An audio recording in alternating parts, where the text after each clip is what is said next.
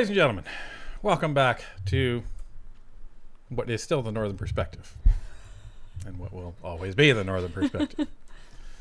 Unless we move to Antarctica, and then it'll be the Southern Perspective. But anyway, I'm Ryan. And I'm Tanya. And welcome to another Sunday night of politicking. So, please put your feet up, grab your popcorn and your beverage of choice, but most importantly, and most kindly, please ring that doorbell on the way in. The doorbell, of course, being that like button, because the like button isn't just because you like the stream, although we hope you do. It is so that YouTube can fight against all the other programming out there and push us to the top of the list so people get suggested this if they're not already notified and forget that we're actually having a live stream on tonight. And before we get to anything else, we go to House Rules over with the Governor. No, that's not the Governor General. It's the Parliamentary page boy. Anyway. So the same three rules as always. Number one, please respect each other in the chat as well as the folks on screen, including Ryan and I. Number two is no selling, soliciting, or spamming in the chat. And number three is please keep the language parliamentary. We have been told we have children who like to watch and participate, so we want to keep a nice, clean, friendly environment. As young as 11, from what we've been told, but wouldn't surprise me if they are younger. Hello, cat. So if you can hear the purring, that's your base test. So, but yeah, so. It's going to be a interesting night of politics. As always. You know, we first off, we just want to say congratulations to Carolyn Finlay for winning the leadership vote of the BC Conservative Party, a former federal MP under Pierre Poilievre, the former opposition whip, actually. So congratulations to her. And I'll just say commiserations to all of the other candidates that ran. Hopefully your candidate of choice won. And if it didn't, well, better luck next time. Better luck next time. And have a new leader. And as long as the leader is there, you follow the leader, as they say. Anyway, it is going to be interesting from an outside perspective just to see what happens in British Columbia. Because there's a lot of federal impact that is actually going to be happening as a result of the political situation in BC. I wouldn't want to be in David Eby's shoes right now. It looks like everybody is watching him right now, and not in a good way, I can tell you that.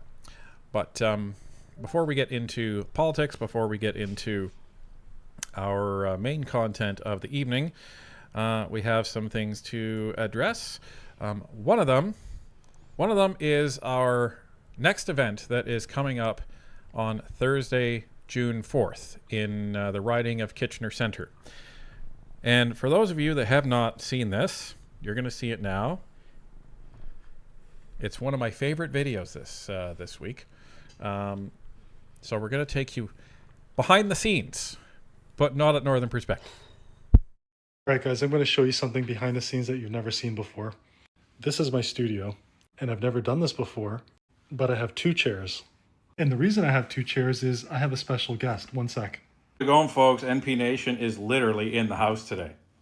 So for those who don't know, myself, Ryan, Northern Perspective, and I'll be shocked if you don't know who they are, we're actually going to be doing an event. This is going to be the only speaking engagement that I'll be doing in all of 2026, and we're going to be doing it at Kelly Ritter's place in Kitchener. Give me one sec. So both myself, Ryan, and Tanya are going to be speaking on June 4th from 7 to 9. Here's the address. Google our name. Oh, there he is right there. Google our name, either of us. Type in Mario for the North, Kitchener, and it'll take you to Eventbrite, or you can Google Ryan or Northern Perspective in Kitchener, and it's going to be $44. Get tickets. There's not that many left. Politics is not a spectator sport. Come on out. It's going to be the only time this year you'll be able to see Mario, Northern Perspective, and Kelly DeRitter all together. And let's have a good night of pints, politics, and great conversation. So, what can I say? Mario really knows how to lay out the red carpet for his guests. I am very grateful to be able to share Mario's studio for one of his videos. Maybe the first time so far. I guess someone has had the pleasure of doing that. Mario's a fantastic guy. We talk frequently behind the scenes on things that are coming up, how we can support each other. And this is one event that we were invited to, I think, back in December. Yeah, we've been planning it with Kelly for quite a while. And Kelly DeRitter, if you don't remember who she is, which I'm sure all of you remember who she is a phenomenal lady, phenomenal MP. She took the riding from the Green Party in the last federal election, and her private member's bill is something else, and her story, it needs to be made into a movie someday. She literally went from sleeping on in parks, and she struggled with addiction. She was homeless, and now she's sitting as a member of parliament. Like, if you can't get inspired looking at that type of life journey, I don't know what will inspire you, but it is a phenomenal story. She's one of the hardest working MPs out there. It was a pleasure to be able to campaign with her in the last election, a pleasure to contribute with everybody who came out to her eventual win. And that's where we're going to be on Thursday. And we've also been told that there might be a special guest that shows up as well, but that all remains to be seen. So if you haven't gotten your tickets, get your tickets, and hopefully we can see you out. It is important to support all of the EDAs around there. It's going to be a battleground in Kitchener, Waterloo, Cambridge. So, you have all of those MPs in that area. That includes Connie Cody, includes Kelly DeRitter, and everybody else. They all need your help in order to get ready for the next election, whenever that might be. So, now, to address, because it's not the only event this week. Here we go. So this is the event calendar, and this is for what is coming up in June. Since, breaking news, folks, June starts tomorrow. I can't believe it. Which is crazy. I know. So we actually have 2 events coming up on Saturday. And this is for the Algonquin Renfrew Pembroke Conservative EDA, and that's going to be with Cheryl Gallant. So we have 2 events basically back to back, one at 2 o'clock and one at 7 o'clock. Now there are 2 separate addresses, so make sure you check if you're in the area and you're planning on going to these events. Check the website and check the time and check the address to make sure you're going to be in the right place at the right time. So that also means that we are going to be in the Ottawa area this weekend and early next week. There's a protest that was mentioned, I think, on the 10th. Yep. So depending on what time that protest is, you might see us on Parliament Hill there. So come on out and participate, and keep your fingers crossed, everybody. Keep everything crossed. So far, we're looking good for that interview that we mentioned that we're hoping to get. So I'm not going to say anything else because I don't want to jinx it. I do want to say something else, though. For the 2 events that are being put on by the Algonquin EDA, they're to support the local food banks. So they are asking everybody if you could please bring a non-perishable food item or a cash donation. For example, if we had everybody who's on stream right now donate $5, that's almost 10 grand. So our local food banks need support. We heard from, I believe it was Pierre Poilievre the other day, that 2.2 million Canadians are having to use food banks. And we are in a recession now. So if you can give, please give. So, and we're about 1,100 likes behind, folks. So let's get those likes up, and let's get those numbers up. Those are rookie numbers. Those are rookie numbers. Maybe I should get that. Do you have the Carleton event programmed in? No. Okay. So there is also going to be an event in Carleton on Monday. Because we're going to be in the area, we may or may not be there. I'm not 100% sure. It all depends on Vincent because he's the boss. We just don't tell him that, right? But we are going to try to make it out to that one. They have 4 different MPs there. I know it was Shiv Majinder and Andrew Lawton, and you'll have to forgive me, I just don't remember which other 2 MPs off the top of my head. But this one's important because it is in Pierre's old riding, and we need to take it back from Mr. Fanjoy because I think he's maybe a little bit too, what would you say? Liberal. That. Oh, I mean cocky. Yeah, that's the one. That was the word. So let's see if we could make that blue again. So, I think that's all until the... Just one quick housekeeping note. If you guys do see us at an event or like even out at the grocery store or whatever, just come up and say hi. Don't be shy. Sometimes things are really hectic at events especially. So we're not always sure if somebody's waiting to talk to us or what the deal is. But please come up and say hi. I promise we don't bite. That actually reminds me. There was a comment at the end of the last live stream, which I wanted to address.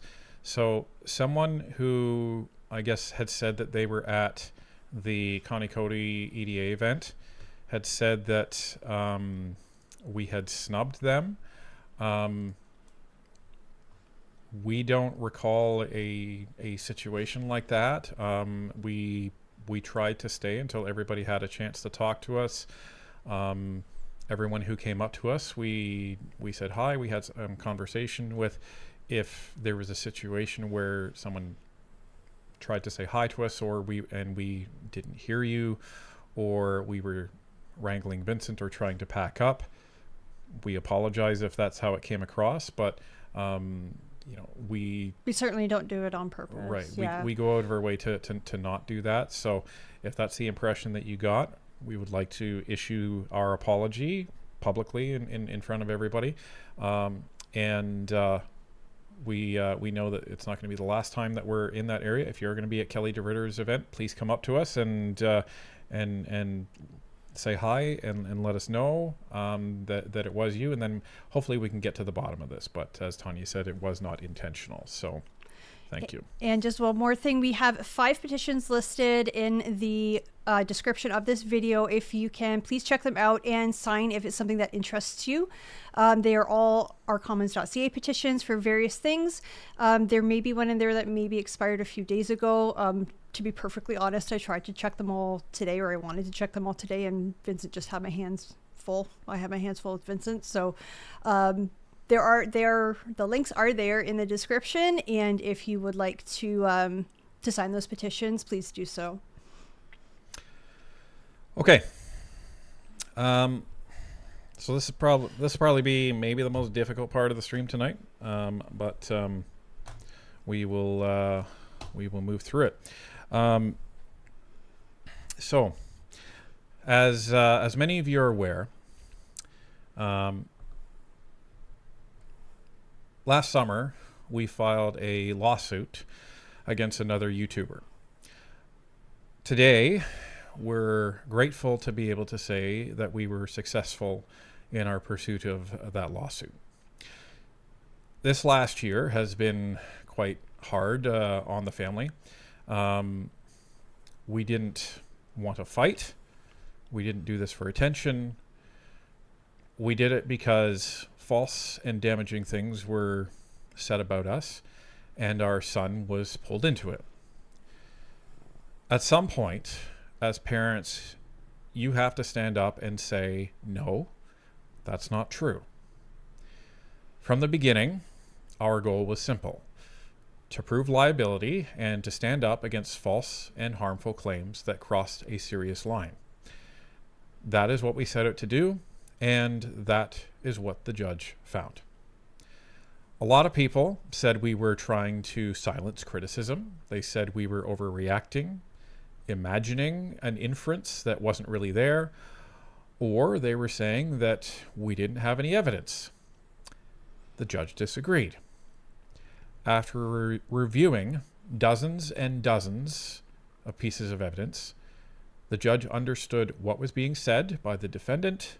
The judge understood what was being implied, what was being posted, and the judge found it crossed the line into defamation. This was never about stopping people from criticizing us. People are allowed to disagree with us. They're even allowed to dislike us. But people are not allowed to make false and harmful claims about anyone's family and try to call it free speech. We've also been accused of pursuing this for financial gain. That wasn't true either.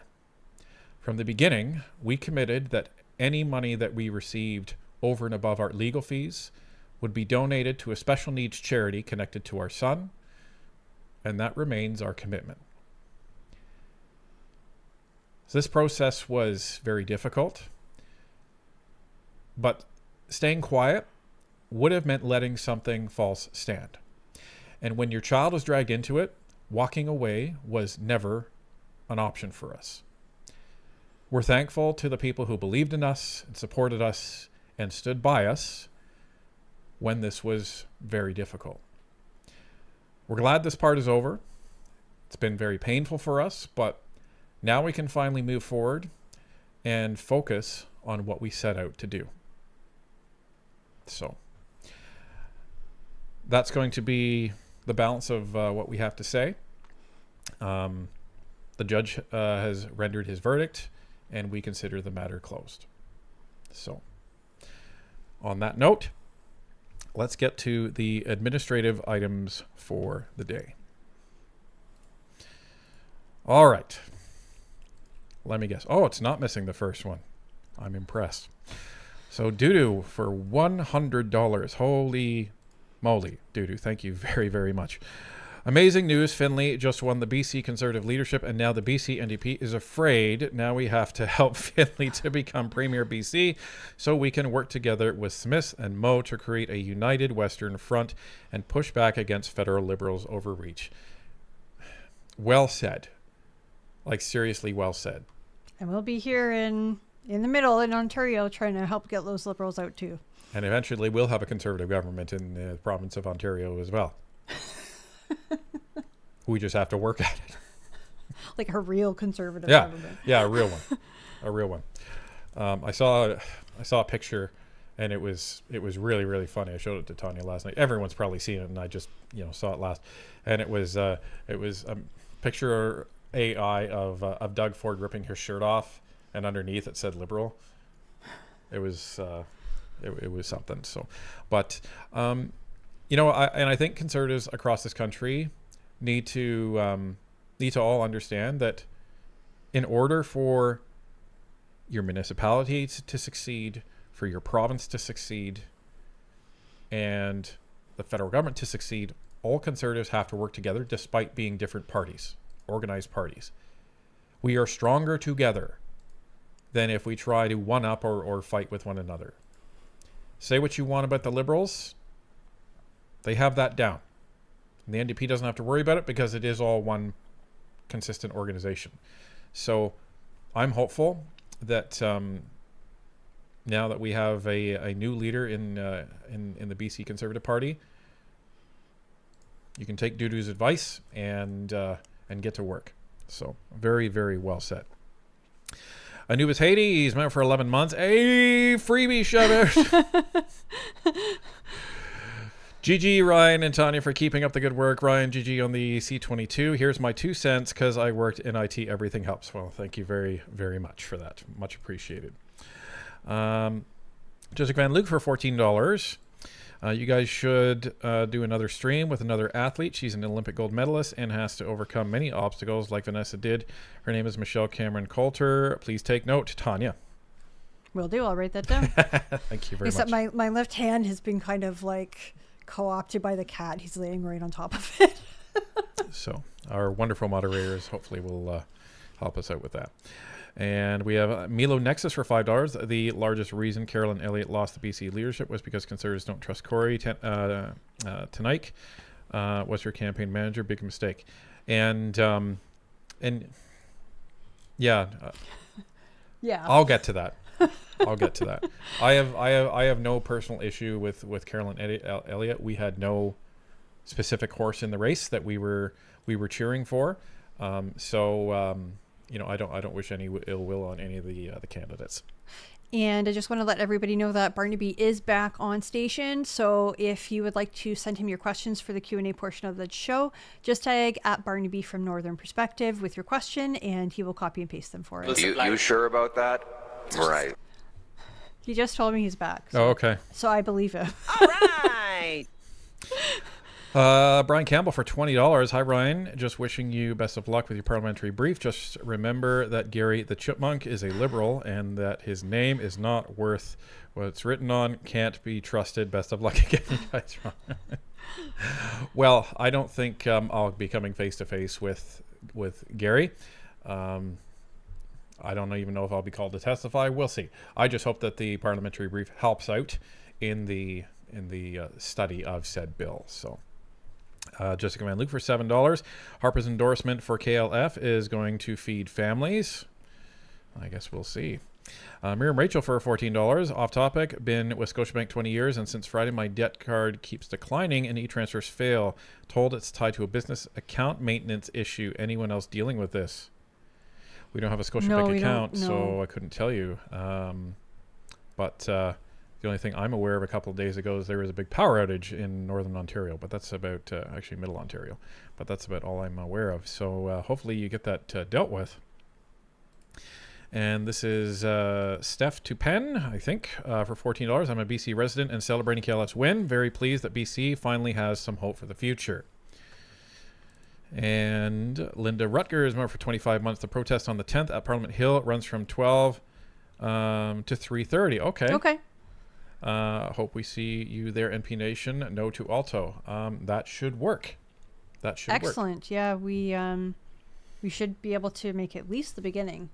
So, excellent. It all depends on Vincent. We don't tell him, but he's the boss. When he says it's time to leave, it's time to leave. But I think we'll be okay. So. Hopefully. So thank you for that. Can we write that down? It was 12 to 3:30, was it? 12 to 3:30. Okay. Yep, I will write it down. And we have Jeanette Gruntmanis, I think, for $2.79. Thank you very, very much for that. And Brendan Reimer for $10. You might not agree with this take, but the nice thing about the country being in recession is that people blame the government for it, so it will forever be a scar on Carney and his cronies. Yeah, there's always a silver lining. Our take on it is that the recession itself is obviously a bad thing for Canada. But hopefully this is where Canadians start to wake up and say, maybe the banker doesn't know what he's doing. Yeah, like in no shape or form are we celebrating that there's a recession. We know that people are losing their jobs. As we heard, 2.2 million Canadians have to use the food bank. This is unacceptable in a country like Canada. And I just hope the folks that went, well, this time I'm going to vote for Carney, I hope they realize that he's not all that he was made out to be. And I do hope that they choose differently next time. Same guy that not even a couple months ago said affordability is the best it's been in a decade. Right. And now we're in a recession. And they're like, oh, it's a technical recession. Come on. A recession's a recession. And, watching that clip with Pierre talk about this recession to the reporters, and he had some folks from the shadow cabinet behind him, like you could tell he was upset because he actually cares. People are emailing him and writing him and telling him at events, I can't afford to eat 3 meals a day anymore and things like this. So when he hears the media calling it a technical recession, I think that would make anybody upset. Well, yeah, it's this made up term, right? Yeah. Is it technically a recession? Yeah, because it is. Because it actually, and this is what Pierre said, it passed the threshold for what a recession is, so therefore it's a recession. Yeah. But they're trying to downplay it by saying, well, it's a technical recession. It's not really recession. It wasn't that bad, it's just because of gold and some exports or something, I can't remember. But for 3 out of the last 4 quarters, we have seen a downturn in the GDP. And the only reason a recession wasn't declared sooner is because of that one where we saw an increase in GDP. Yeah. So I don't actually think we disagree with your take. in that way. And Elizabeth Chafferty for $25. Thank you very much. You are amazing. Thank you. You guys are all amazing. I think YouTube skipped this one. It is a $2.79 Oh, got it. super sticker. Yep. Coming soon. Okay, I guess I was just off in dreamland. How dare you! Even Steven, member for 27 months, new meme for you guys. Jack Nicholson, you can't handle the truth. I'd wear the button every time we put on a Liberal video, so that would be difficult.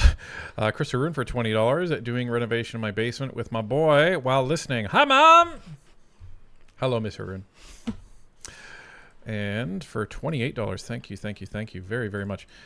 This is from Mikkel Leese. For $28, thank you both for all you do. God bless you always. Thank you very much. Thank you. And Ravu Sades for $2. So, you pulled a Ravu and dropped a piano on him. Maybe. I don't know if I dropped a piano on them. Some kind of furniture. Glenn Stewart, member for 29 months. I bought a book, but it looks like it went to another address in the state, not to me. So an American house has the book. I will be buying another book. Did they ship it incorrectly, or did you enter the state wrong? Because if they shipped it incorrectly, you should be requesting like another copy at no charge. Yeah, for sure. Buying a book for $0. Yes. So, Rebus A's for $5. In my opinion, Kory Teneycke, like Rob Ford, has a hard time getting in and buying his federal Liberal membership every year. Yeah, I'll be talking about that in a minute. Just me Nicole for $10. Just felt like sharing that my 8-year-old grandson with CP started walking with a walker, proving doctors wrong as they didn't think he would. He only weighs 33 pounds. We are so proud of him. That's awesome. Amazing. That's excellent. That's really, really, really good. One of the other writers where Vincent does his equine therapy has cerebral palsy as well. And she just loves being on the horse. Like, it's just incredible what they can do. And that's actually the charity that we've chosen. If we, recover any money that exceeds our legal fees, that's the charity we're going to donate it to, because we've just seen the miracles that these horses can do. It's just wonderful. Yeah. And Austin JPB for $7. Shout out from Kenora, Northern Ontario. Needs more NP. Hope you do events out here sometime soon. Eric Melillo is a great MP. Awesome. Is he still technically the youngest? He's probably not the youngest anymore. I thought was it Jonathan Rowe out in... Maybe. No, Newfoundland, is it? Yeah, Newfoundland. East Coast, yeah. But sharp MP you have up there, absolutely. I know a few people from up there. And Fastian for $3. Thank you very, very much for your super pair. Drew Sperience, there you go. Awesome, welcome. Drew Sperience. We were on his podcast. Great young man, doing wonders and standing up for Iranians all over Canada. For $7. Hi, Ryan and Tanya. Hope you're well, and we can do round 2 podcast soon on Bill C-22. I'm focusing on Iran. But C-22 is scary. Yes, it definitely is. Yeah. Yes, it is. And no offense, Ryan, I couldn't really read your brief because it was so technical, but I'm sure you set them straight. Well, it wasn't technical, but when I was talking about my experience in government. So anyway, sure, Drew, reach out and let's get something in the calendar, because this filling up fast. Summer is already insanity. Insane. Yeah. So. Doo-doo, member for 33 months. Silver lining of the recession exposes all Liberals' failures and bad policies. Absolutely. And Riskin Red Tape for $7. As a BC resident and card-holding Conservative, I find delicious that Teneycke candidate lost. Yeah, we'll get into that. And Damien McNeil sending 5 Northern Perspective memberships. Thank you very, very much for that. And I'm a Conservative. Is that it? Just I'm a Conservative? Oh no, it's Trish Prue for $2.79. Technical recession is like being sort of pregnant, right? You're technically pregnant. You're technically not alive anymore. Like, anyway, Rebus A's for $5. If it smells like a recession, it talks like a recession, and walks like a recession. It's Mark Carney. By everything unholy, it is a recession. Prove me wrong, Carney. Right? What does your training tell you about that, Mr. Carney? And Mila Next says for $2, we can just project it away and say, we'll be rich. Yeah, that's exactly it. So, okay, folks. Here we go. So, about a month ago, maybe a little more, there was some background chatter in the political scene about a theory that someone was going to start something up after the BC election. And we've been hearing this rumor for a little while. Yeah. And what we had essentially heard was that there was going to be a non-federal person and team that was going to start trying to take pot shots at the federal conservative leadership, meaning Pierre Poilievre. And we just sort of filed it away. We said, okay, we'll see what happens with that. And yesterday, we heard again from a completely different source that this was going to be organized by Mr. Kory Teneycke. This is the rumor that we heard. And that there was going to be someone from potentially the Ontario caucus that might be joining in order to kind of start running this. Now, what might this look like? That I can't tell you. I don't know if this is going to take the shape of, say, the Protecting Canada type of attacks that have been going against Pierre Poilievre from the that association with people that are we connected to Monk and Associates and the NDP and some Liberals. Don't know if that's the way it's going to go. But we heard that Kory Teneycke had told some people, and I guess they didn't really like that, and they were, well, it made its way back to us. Let's just say that. As many things do. Yeah. So this really started to bother us, and so we decided that maybe it was time that Canadians started to get to know, and we get to know a little better, who this guy is named Kory Teneycke.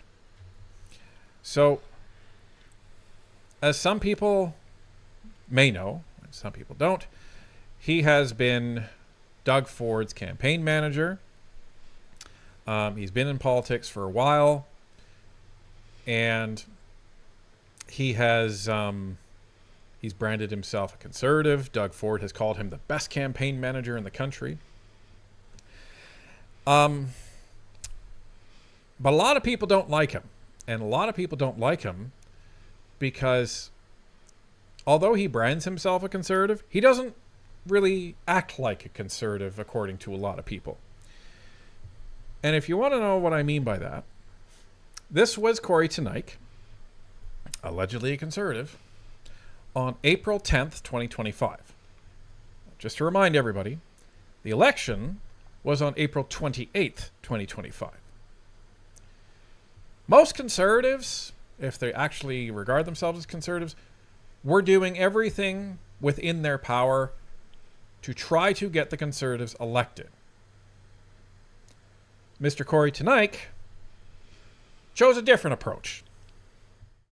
Something else making waves on the campaign trail tonight, a leading conservative strategist taking aim at his own party. Kory Teneycke was Stephen Harper's campaign spokesperson in the 2015 election campaign and just ran Doug Ford's successful provincial campaign. He's also a regular commentator for us here at CTV News. Here's what he said today on the Curse of Politics podcast. Take a listen. We talk sometimes about campaign malpractice. Blowing a 25-point lead and being like 10 points down is campaign malpractice at the highest level. It's going to be about how we talk to Laura Stone. Like, you know, how many questions did he get on Laura Stone? Like, and look, you know, gross. Like, it was gross.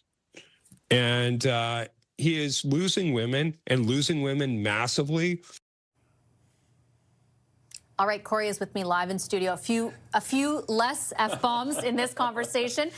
Thanks for making the time. I appreciate it as always. Well, it is the curse of politics. Yes, exactly. This was just plain old power play. Right, no right. F-bombs necessary. We'll keep it clean. Yeah, exactly. So the headline out of this, and it certainly generated a ton of reaction throughout the day. I can't tell you how many people sent me some of what you said, is certainly the idea that you say this is campaign malpractice at the highest level. Why are you saying that? Well, because we blew a 25-point lead. That's why, you know. Okay. Fact check time? First off, Mr. Teneycke, doesn't really sound like we, does it? We.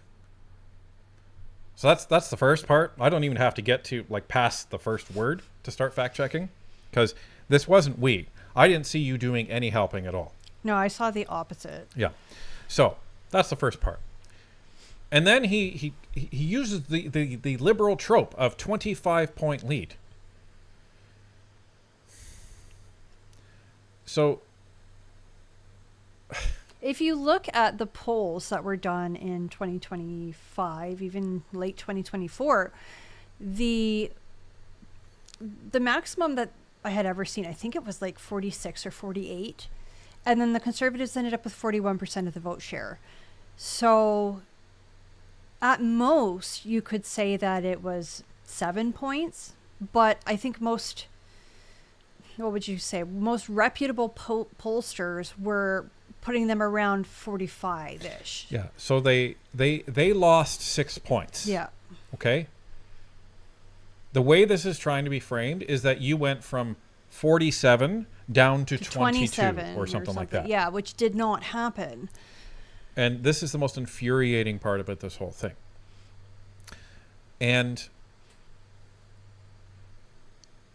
I think it's just gross and disgusting that for people that brand themselves conservatives to be saying this, and then look at the effect that this has, right? Because the Conservatives and most other people are not in the studios doing interviews during the election. They're out campaigning. Right. So you have the mouthpieces and the talking heads and the political pundits going on these shows and giving their opinion, which is what they're supposed to do. I mean, we were lucky to get the 15 minutes we did the night before the election. You know what I mean? Right.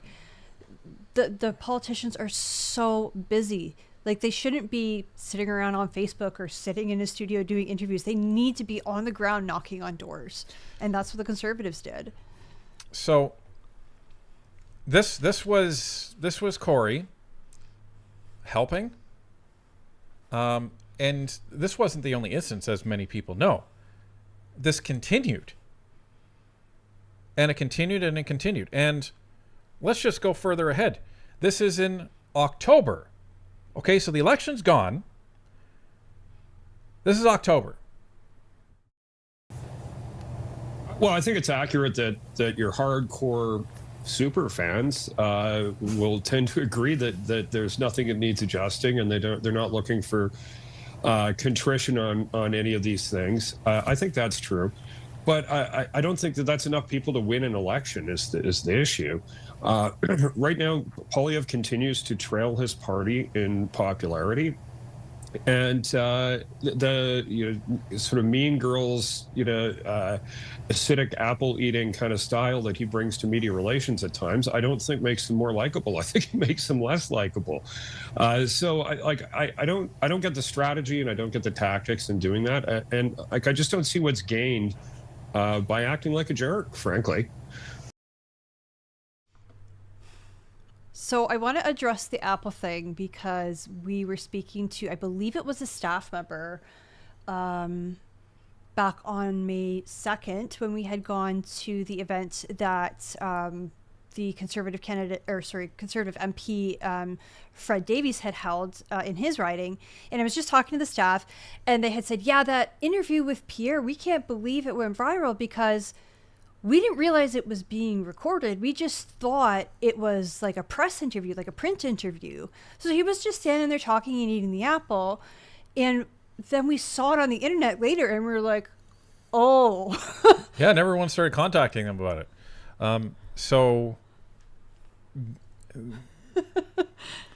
Just an interesting little story. Well, think about it. Do you honestly think that a politician is going to have somebody come up? Hey, can we do a recorded interview? Sure. Let me get a piece of food and start eating it.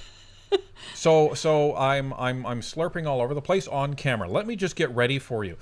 I don't think he would have intentionally done that. No, and even the staff didn't realize that it was like a recorded interview. Like, then you can say, oh, well, how did they not see the camera or whatever? That part I don't know, but they thought it was for print. They didn't think it was like a recorded interview. I know that some journalists, even when we've spoken to them, they will record what you're saying, but they'll also write it down. And that's, I think, what they thought. Well, and a lot of times what you'll have is you'll have people holding up phones just to record the sound. And then what they'll do is they'll transcribe that later to make sure that they got everything that he actually said. So anyhow, okay, so this is just 2 snippets. The internet is full of all kinds of spots where just Kory doesn't let up.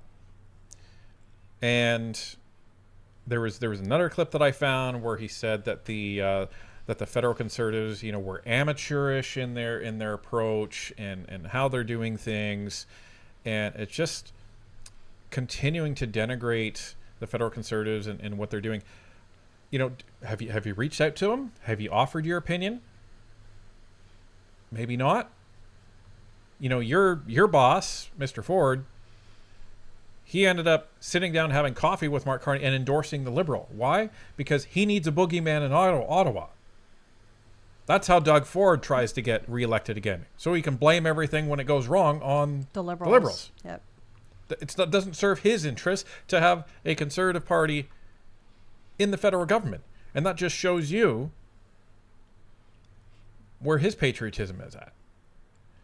So this takes us to this year. Now, yesterday, we posted this. So it said, congrats to the new leader of the BC Conservatives, Carrie Lynn Finlay. Wonder how Kory Teneycke is feeling right now, considering what a catastrophic failure his campaign leadership was. Some may even call it campaign malpractice. All those smug remarks about Pierre Poilievre and his campaign, and he can't even elect a leader. Now, I just want to reiterate again, we don't have any negative feelings toward Carolyn Elliott. Unfortunately, I think what happened, because a lot of people have actually said this, is they said, I supported Carolyn Elliott until Kory took over. Then I couldn't support her anymore. So maybe that was an issue. But there's some weird things that went on. So this is how the polls went from December until the actual, latest polls for the leadership race. So you can see that you have all the different candidates at the top, and there's the different pollsters on the left. So you have Palace Data, Main Street, you have Western Standard, and Research Corporation. Okay. So from about February onward, most of them had Carolyn Elliott leading. Now, Kory took over as campaign manager in January. And what's also interesting is back in February, Carolyn Finlay, if you just go by Palace, she was at 3%. Then you look at where Carolyn Finlay was in early May, and she was all the way up to 24%, to Carolyn Elliott's 30.5 or 31. They would have seen this rise. And what's very strange is this came out. Carolyn Finlay facing federal election probe. This was on May 20th. BC Conservative leadership candidate faces allegations related to undeclared campaign services and foreign nationals canvassing. This came out from a couple of people who made a complaint, but the people who made the complaint are not identified. Of course. I wonder who those people who made the complaint will be. We may never know, but I just find it convenient. I have no evidence, but I find it convenient because this hasn't really gone anywhere. This went to the BC Conservative Leadership Committee, and it was proposed to them the question whether or not to kick Carolyn Finley out of the running or not. It was voted that she was allowed to stay in. Sounds like that was a good thing because she eventually won. So whether that was a legitimate complaint or whether that was some very shady shenanigans that was going on in the race, I couldn't tell you. But it doesn't really look good, does it? At least not to me. Now, there's some other interesting things that you should know.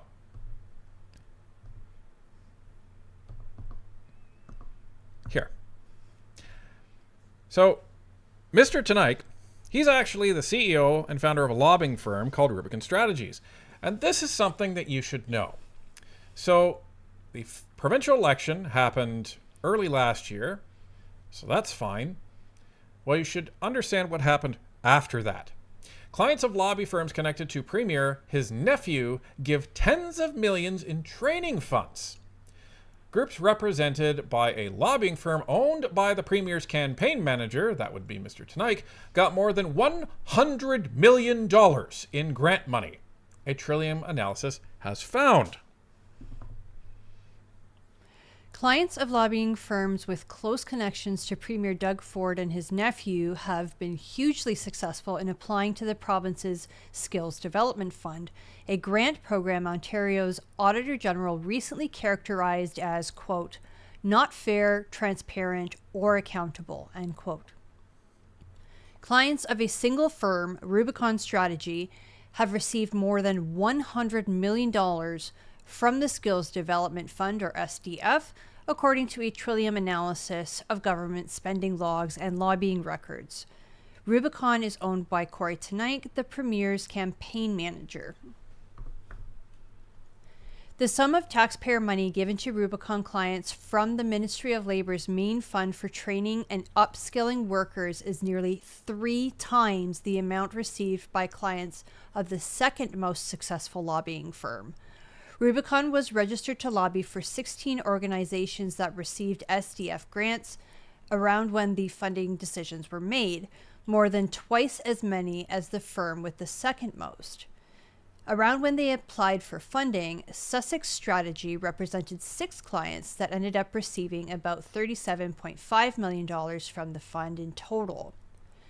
2 clients of Upstream Strategy received about $31 million. 6 of Council Public Affairs received upwards of $27.5 million. 6 of On Point Strategies received about $21.6 million. And 4 that Atlas Strategic Advisors was registered for got about $21.5 million. Launched in 2021, the Skills Development Fund has become one of the Ford government's favorite initiatives. Ford recently called the $2.5 billion funding program, quote, the best investment we've ever done, end quote. Last week, Ontario's Auditor General raised concerns about the program, saying it was, quote, not fair, transparent, or accountable, end quote. Less than half of recipients were given quote-unquote high scores on their proposals by the non-partisan civil servants tasked with evaluating them, according to a report her office released on Wednesday. Okay, so just quickly, what that means is these proposals that were sent in that were supposed to be evaluated in a non-partisan way, and whoever got the high score is supposed to get the grant. Yeah, less than half of them actually got good scores. Yeah. Meaning, the other people actually evaluating this, including the ministers, were like, yeah, you know what? Doesn't matter. Give these guys the grants. So that's what that means. Auditor General Shelley Spence's office identified 64 low and medium ranked applications that enlisted lobbyists' help beforehand and received $126 million in SDF grants. It also found that 39 high ranked applications that had lobbyists registered for them received $58 million from the fund. On the role lobbyists have played, Spence wrote, quote, "Given that the minister's office selects the applicants for funding and does not select only the applicants that have the highest score, this can create an appearance of real or potential preferential treatment by the minister's office in its selection of applicants to fund," end quote. Isn't that interesting, folks? So you have Mr. Teneycke's lobbying firm and consulting firm, and he runs Mr. Ford's campaign. And you then have his firm being awarded these grants after Mr. Ford wins his election. Please tell me what a conflict of interest is if it isn't that. How is that not a conflict of interest when the actual CEO of said company is your campaign manager, gets you elected, and then boom, your clients get $100 million in this funding, and we don't know how much of that money went back into Rubicon's pockets. We don't know. Well, and the crazy thing to me is that this whole program is $2.5 billion, and it's going to lobbying firms or clients of lobbying firms. I mean, what could that buy in terms of education or healthcare? That could buy 2.5 new hospitals. Well, and if conservatives are all about a meritocracy, and it's been proven that less than half of these proposals were actually chosen because of their merit, doesn't really sound too conservative to me. Just saying. And what else doesn't sound too conservative to me? This is a version of this story that CTV did, and we're going to show you just a snippet of it. So it says, something doesn't smell right. $100 million in skills development fund grants traced to lobbyists with ties to Ontario Premier. In a bombshell report last week, Ontario's Auditor General found political staff were often ignoring the advice of nonpartisan bureaucrats to make funding decisions in the SDF, with some $126 million going to firms represented by lobbyists. And it goes on. Lobbyists. Lobbyists. Speaking of lobbyists, we're not done. Folks, we have only, I'm not even going to say scratch the surface, because I don't even think there's a scratch in here yet. We're literally just putting our hands on the paint. And we're starting to find some crazy stuff. Like this. Ladies and gentlemen, I present to you a lobbying catalog. Now, this is the lobbying catalog for a company called Rubicon Strategies. This is the lobbying firm that Kory Teneycke is the CEO of. What would a conservative be doing leading a lobbying firm that is representing a company called Atkins Realis? That name sounds familiar. Just to recall, just to refresh everybody's memory on this, Atkins Realis was renamed to Atkins Realis after their brand went into the tank because their old name used to be SNC Lavalin. What is a conservative who owns a very powerful lobbying firm doing, allowing his firm to represent basically the devil incarnate when it comes to conservatives? SNC Lavalin? Well, somebody's got to do it. And this wasn't just a one-time thing, folks. Here's page 1. Here's page 2. Here's page 3. Here's page 4. This goes on and on and on and on. And if you notice, some of them had red bars on the left side and some of them had green. The green ones are the active ones. So the things that they're talking to the Liberal government about: nuclear energy, Remember the Liberal commitment to small modular reactors and the plan to move to nuclear? Yeah, so Atkins-Realis owns CANDU, one of the premier nuclear companies in Canada. Well, it's the best reactors in the world. And I think it's very interesting that also Atkins-Realis ended up getting part of the big $90 billion Alto contract. The $90 billion Alto contract that we're going to be on Parliament Hill to help protest on the 10th of June. So this is the Conservative, allegedly. Please explain to me how this makes any sense. You have his firm that is in a very questionable investigation regarding $100 million of this. You have him talking about the Conservatives and in a very negative way. Let's just call it what it is. It was hit piece after hit piece by Mr. Teneycke during the federal election when he was on these panels. And he's still been going on about it, acting like he is God's gift to campaigning. And then he loses in spectacular fashion the BC leadership race. So all this comes down to, if we're going to be seeing any sort of campaign from Mr. Kory Teneycke against Mr. Pierre Poilievre, Mr. Pierre Poilievre didn't say anything negative about Caroline Elliott, did he? Mr. Poilievre and his team didn't say anything negative about Mr. Ford when he was trying to run for his re-election, did he? No. Because that's the proper thing to do, right? If you don't have anything nice to say, don't say anything at all. So what we expect to see is some crazy stuff that comes out. Who knows what it's even going to be? But just remember, Pierre Poilievre was confirmed by 87.4% of support from his own delegates, not his MPs, his delegates. The MPs were part of those delegates, but they made up a very small fraction. They were 1 in 12, and less than 1 in 12, because not every single riding had a MP that was Conservative. Right, but if you take out all of those MPs, he still would have won in a landslide. Yep. So the base has spoken, the party has spoken, and now you may have a rumor coming around of Kory Teneycke and a campaign that may be starting to come against the federal Conservatives and Pierre Poilievre to try to push him out. So, ladies and gentlemen, I just want you to be aware that this may be a possibility, and to understand the type of environment and the type of persona that this is coming from.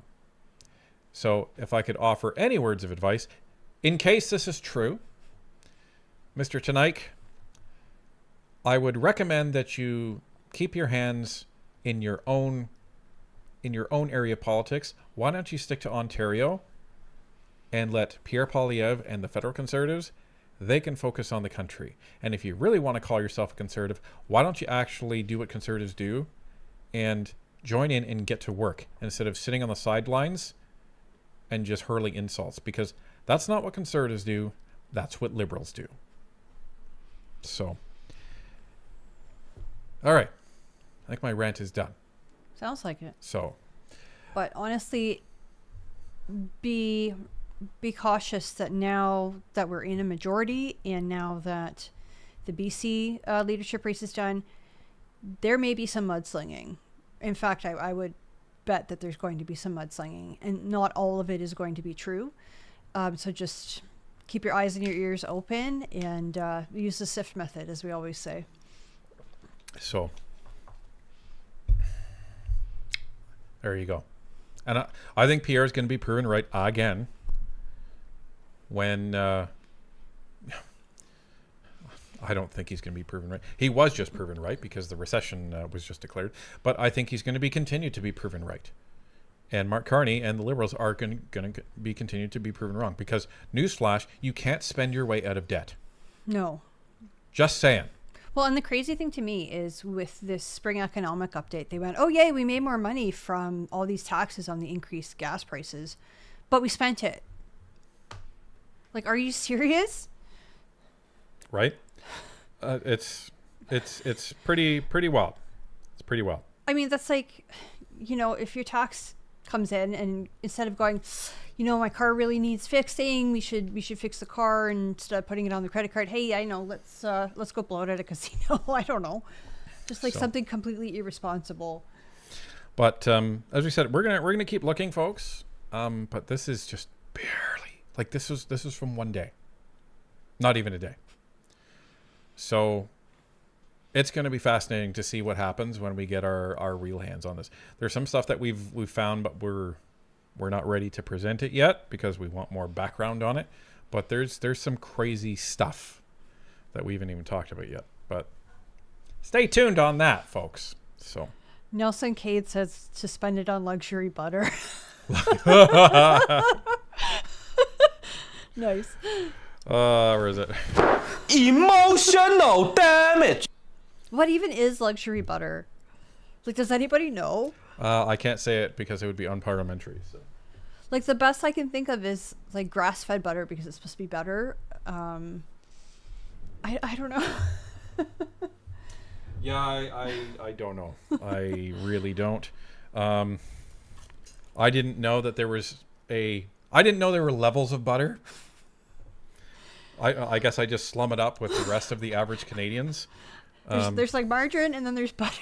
And then there's like grass-fed butter. To me, that's the luxury butter. The only levels I know of a butter is salted and unsalted. Oh yeah, there you go. That's all I know. Maybe the luxury butter is salted. I don't know. Maybe I've been having luxury butter this whole time and I didn't even know I was. But you know, there it is.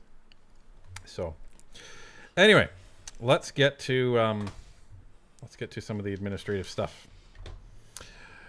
As soon as there we go. All right.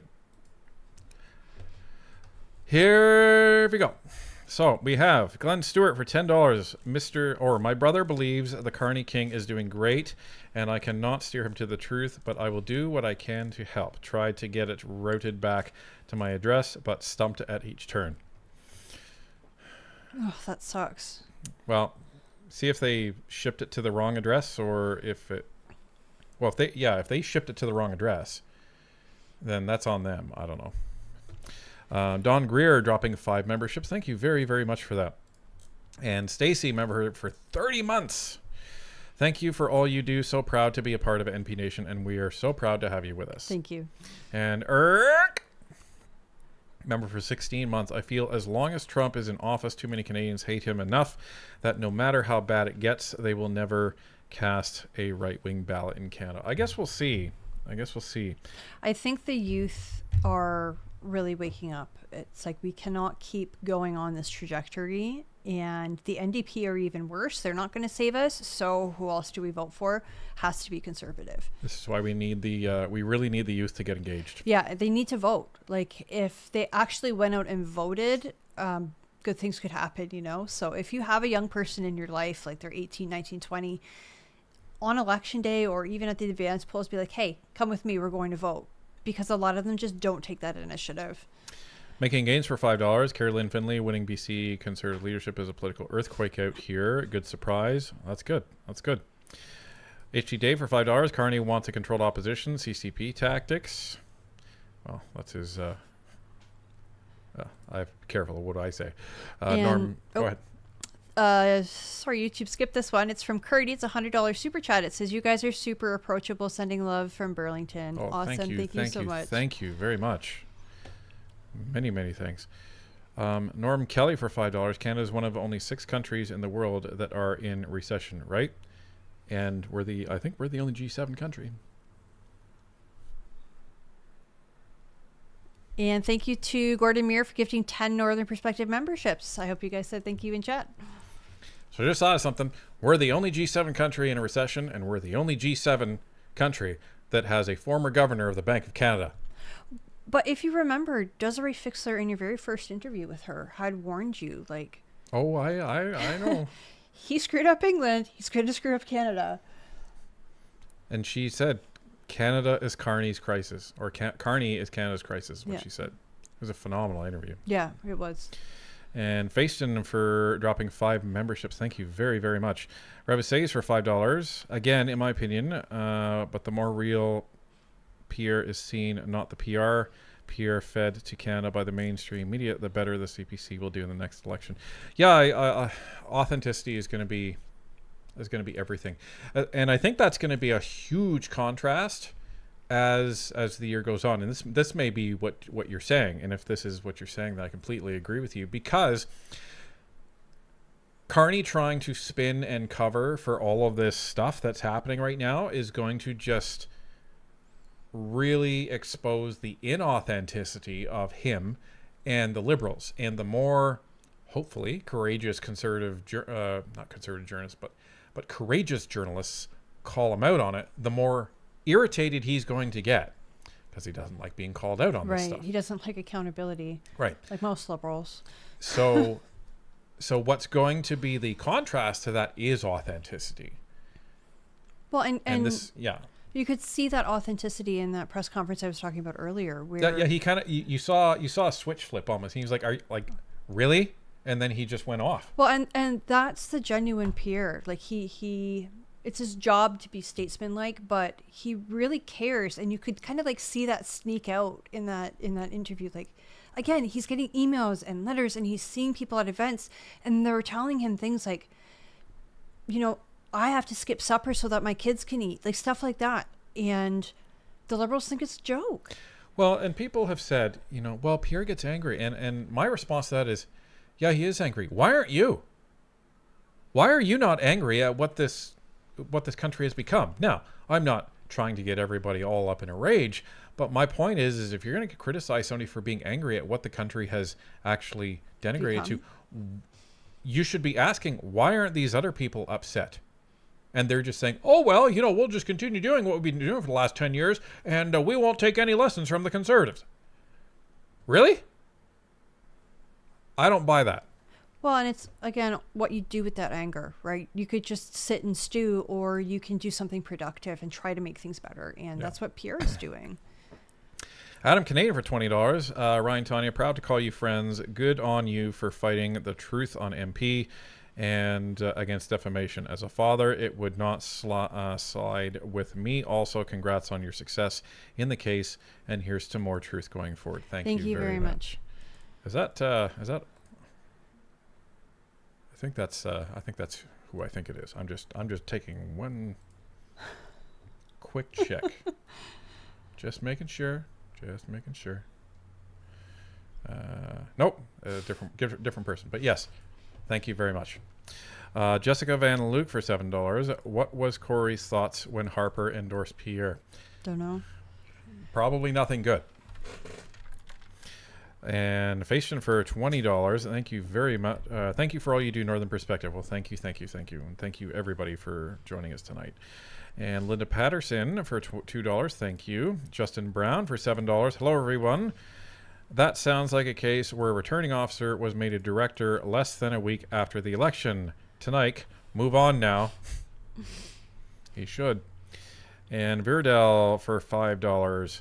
I'm convinced that Carney's intentionally destroying the country, so he gets fired. Then he and his cronies can buy it up for pennies on the dollar. Well, if only he could buy the country. But I don't know what's going to happen. Like, I don't expect him to stay in Canada after this because he doesn't live here. So did he end up giving up his citizenships to those other countries? Because I recall that the media was very against Andrew Scheer having dual citizenship between, I believe it was here in the United States. And Carney had 3 citizenships. I think it was Canada, Ireland, and I want to say the UK. He said he did during the electoral campaign. I don't know. Did he get him back? Who knows? And Curdy for $5. Thank you very, very much. Sounds like this guy is playing both sides of the fence. Yeah, I think he cares more about money than he does the actual country. Well, and unfortunately, there's a lot of people like that, and some of them are in politics. Well, and even look at Ford, right? Ford has this logo out, Protecting Canada. Notice it's half red and half blue. That's interesting. You know what's interesting? That's red. Yes, because that's all Canadian. So you can't just judge based on a color choice. Yeah, but I go based on patterns. And anyway, Lazarus for $5. Can we stop acting like Teneycke did anything special for Ford? Ford won because no one wants Liberals running Ontario. Yeah, 100%. Yeah, and that was exactly it. There was no competition. Right, and like, I mean, it was so bad back in, what was it, 2018, that the Liberals were saying, like, we know we're going to lose, but please vote for us anyways, so that they don't win as many seats. you could have put you could have made Jagmeet Singh the leader of the Conservative Party, and I mean now, like, let's just say that election happened now. You could put Jagmeet Singh as the head of that Conservative Party, and they still would have won a majority. That's how much people were like, no, we're not doing the Liberals again. You could have put Pazuzu with his single brain cell at the head of that party, and they would have won. Well, they won 3 times. And the last time, so Ford called the election early, and it was when the Liberal Party was in the same rebuilding state as the NDP is right now. Like, what you're trying to tell me that was some massive strategic masterpiece by Kory Teneycke to win that election? Are you kidding me? Anyway, all that to say, we agree with you, Lazarus. And Faiston, you are amazing. Thank you very much. Thank you. I'm also ranting, but it is what it is. Hidden in plain sight. Sounds like Kory Teneycke. For $14. Thank you very, very much. No, not that this person is Kory Teneycke. Just sounds like Kory Teneycke. Savage but sincere for $5. Doug and Kory saw con in Conservative, obviously didn't understand the whole word and took it to the extreme. Too many crooks in the kitchen. And Casper, great to see you, dropping 10 memberships. Thank you very, very, very much for that. And Ether Dan for $5. They want to cut the teenagers off from social media so they don't find out the truth. And Jessica Van Luke for $7. You got to interview KLF soon. We need to get her out there. Maybe. Never say never. Quaker Crumbs for $7. Luxury butter is a body butter. It costs $127 for 5 ounces. Wrestling anyone mixed with chocolate. Could you imagine? What kind of shenanigans you getting up onto that plane, Mark Carty? I was going to say, could you imagine eating that, though? You would be so sick. Gross. Do not do that. Do not recommend. Do not recommend.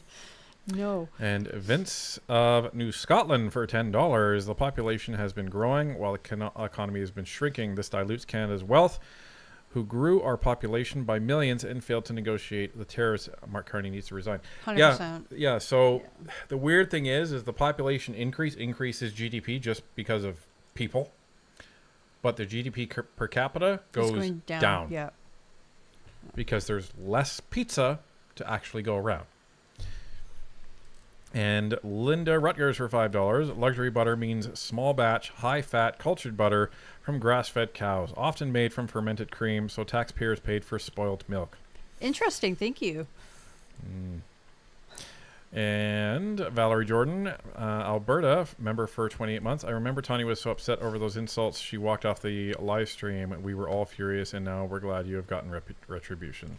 Do you know what? I appreciate the sentiment. I wouldn't classify it as retribution, though. It's justice, right? It's something wrong was done. And the truth is that we had many other creators coming after us for pursuing legal action, saying things like we didn't have evidence, or, those words weren't said. It doesn't mean what you think it is. You guys are trying to get attention. All these horrible things. And the judge, saw our evidence, which is the proper way to do it.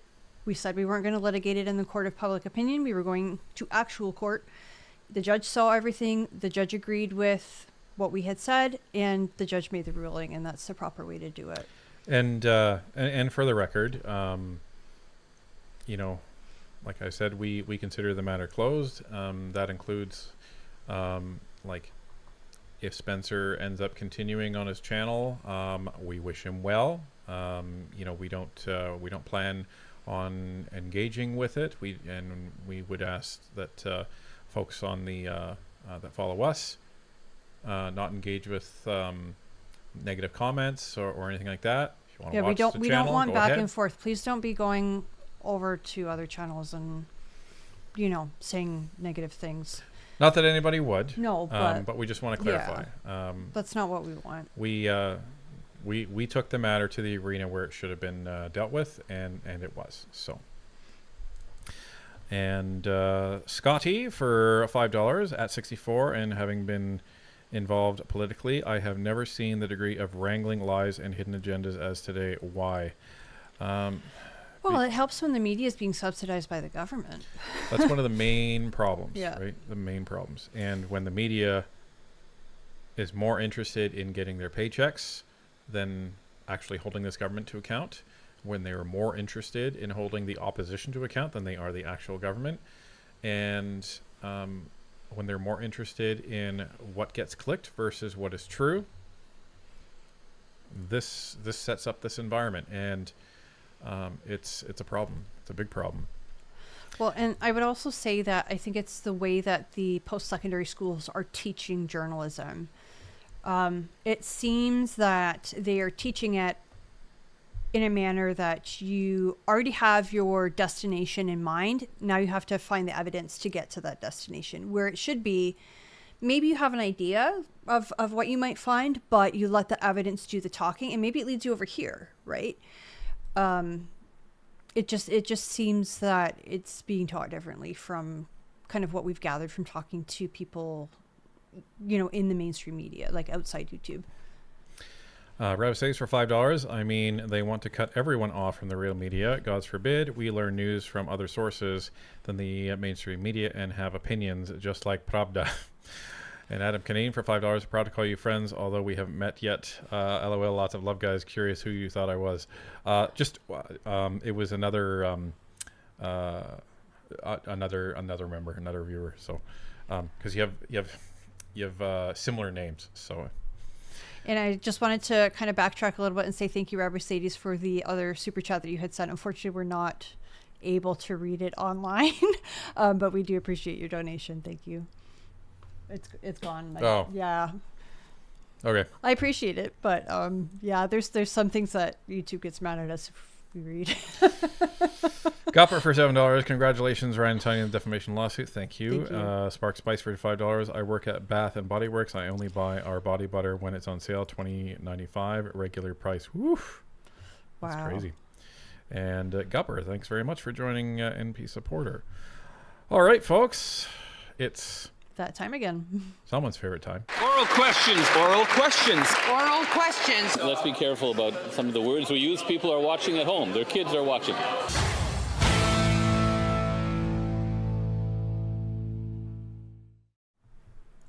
All right, everybody, it is that time again. It is NP question period time. So if you have a question that you would like to ask us, you don't need to send a super chat. You can just tag at Barnaby from Northern Perspective with your question, and he will send it up to us. It looks like we're starting about 10 minutes early, so we will see how many we can get through. Have lots of time for it. So keep sending them in. First question is from Jessica Van Luke. It says, when it comes to the special guest, will they be coming for in-person interview, and is it still on as of right now? So it will be an in-person interview. It will not be in our studio, but it'll be in. But it will be in person. And yes, it's as of right now, it is still on. So.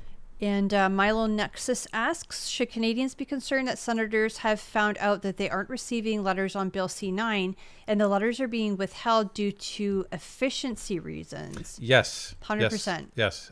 We were actually going to be doing a story on that, and then everything else blew up.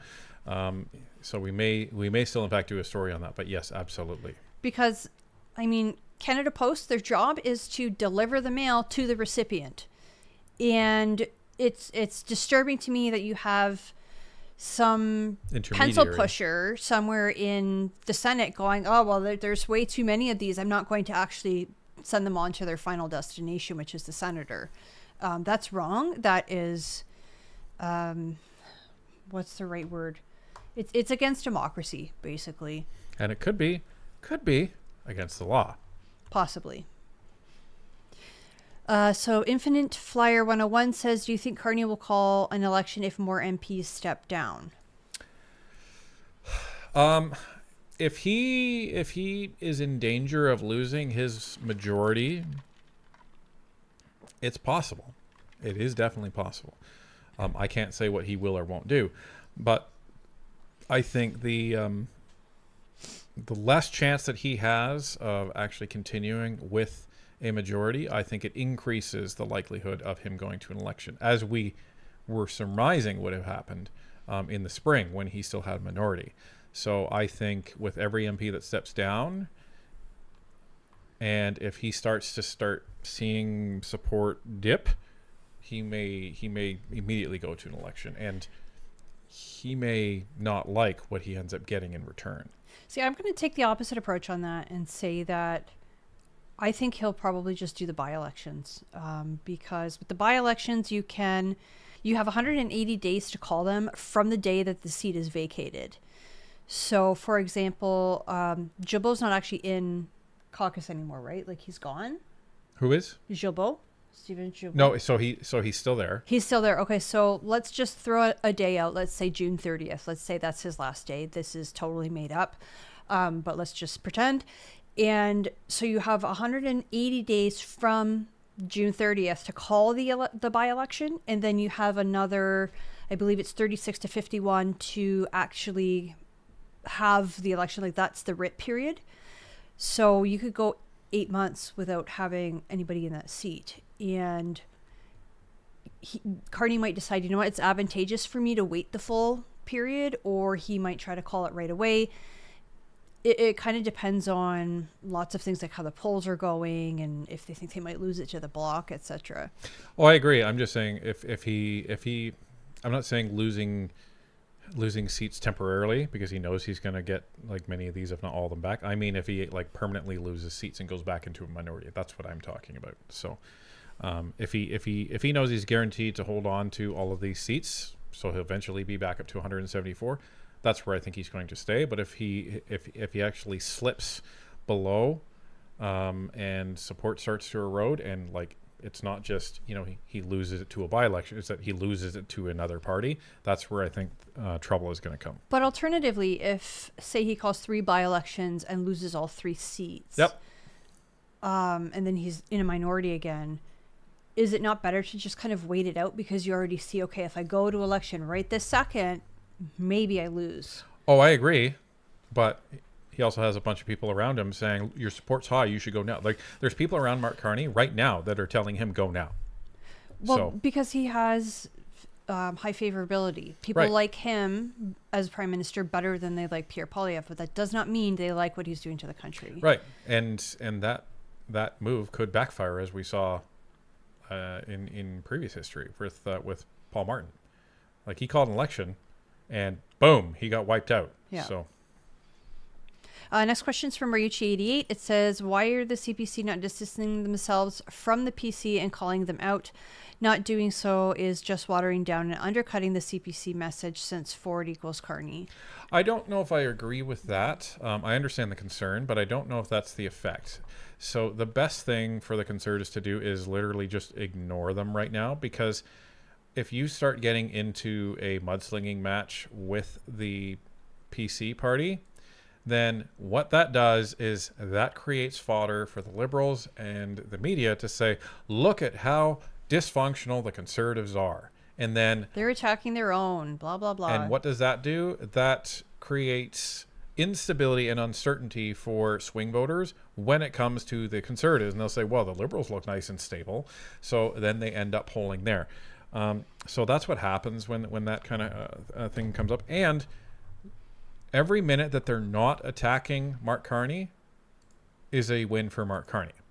So as the official opposition, their job is to oppose, and hold them to account. So if they start getting into even like minor mudslinging spats with the Ontario Progressive Conservative Party, that is time and effort better spent elsewhere. Better spent on Mark Carney. And a lot of Canadians don't understand that the provincial parties are completely separate from the federal party, except for the NDP. So. And I get it, because I think most people on the stream most people in Canada, a lot of people in Ontario look at the Ford government and say, you guys aren't conservative. No. like, I think there's a lot of members of provincial parliament, or in other vernacular, MLAs in the party that are conservative, but not the way Mr. Ford leads it. And I don't think it's going to be reflected positively, as much as we would love to hear them do it, in the larger voter base if they do that. So I think the best approach is to just show that he's collaborative with leaders, because otherwise, again, the media will eat it up for breakfast, and they'll say, see, this is a guy who can't work with even his own party, despite the fact that we know that Ford doesn't act like a conservative, but the media will spin it as such. And they'll say, see, look at Mark Carney. Mark Carney can work with Doug Ford, and they're in different parties, even though we all know that they basically are the same. So that's how it would go. I don't disagree with the sentiment, but in reality, when we look at how that plays out, it's not going to go the way we want. This is from Idea Pants 365. It says, can the Conservatives take a bill to amend the PAL law? Temporary foreign workers and international students are eligible to take the course, and the Bishnoi gang is rumbling. So they could introduce private members bill. It'd be interesting to see what the Liberals do with that, because I don't think that's unreasonable. It'd be interesting to see what the gun lobby would say to that. Should we not allow non-citizens to be able to take the course and obtain their PAL? It's an interesting discussion, to be sure. Next question is from Don B. It says, with Carney burning bridges everywhere he goes and multiple skeletons now clearly peeking out of the closet, what do you think his next move will likely be? His next move will be what his moves have been, I think, thus far, which is continuing to announce things that won't be done for a while. Notice his announcements are like, well, we've announced this, and after I'm dead is when it'll come into fruition. That seems to be kind of, what his pattern is. And it's a way for it's smart politics, because it's a way for the Liberals to claim victories and never actually get anything done. The trouble with that is that maybe that's going to be effective in an environment where there's not an affordability crisis. But when there is an affordability crisis, Canadians are always more in tune to pay attention to their government. So I think, and this is when people ask, how long is it going to take? Probably a year from now. And I think it's really going to be telling after whatever happens with Kuzma, whether we don't have Kuzma anymore or we have a worse version of Kuzma. I think those are our two options. Yeah. With Mark Carney here. And I think, I don't know this, I'm just speculating. I would not be surprised if the Conservative PR machine was gearing up and just waiting and chomping at the bit for after whatever happens with Kuzma is done, because they will be, and I would expect them to do this, they will be opening fire, guns blazing at Mark Carney and the Liberals, because that was his main campaign promise. Well, that was his second campaign promise. Number one is he would deal with Donald Trump, and the second part is renegotiate Kuzma. So if he didn't do the first one and he screws up the second one, okay. Yeah, there's going to be big problems. Now, what the Liberals will try and say is, well, just imagine how bad it would have been if the Conservatives were in the room. Okay. So I think it's going to be fascinating. So this question's from Joey Prefontaine. It says, how will you know when the Liberal MP in your riding, in this case Jonathan Wilkinson, is going to have a by-election? Does it get announced in Parliament? Yep. So it does get announced in Parliament. It also is announced, I believe, in the Canada Gazette, if I'm not mistaken. And Elections Canada. Yeah, and on Elections Canada's website. You will also see probably signs popping up in your neighborhood. It'll be in the media too. So especially if they have like 2 or 3 of them at the same time across the country, it is announced. But if you even Google just like Elections Canada by-election, it'll bring you to the page where they make the announcement. It will be very hard. You'll have to put in effort to miss it. So next question, let me see here. It's from Tommy Pritchard. It says, how can we possibly vote our way out of an illegitimate majority? Has anyone else in history managed it? So I'll start with the back half of your question first. Nobody in history has done it because this has never happened in our history before. I guess, is it illegitimate?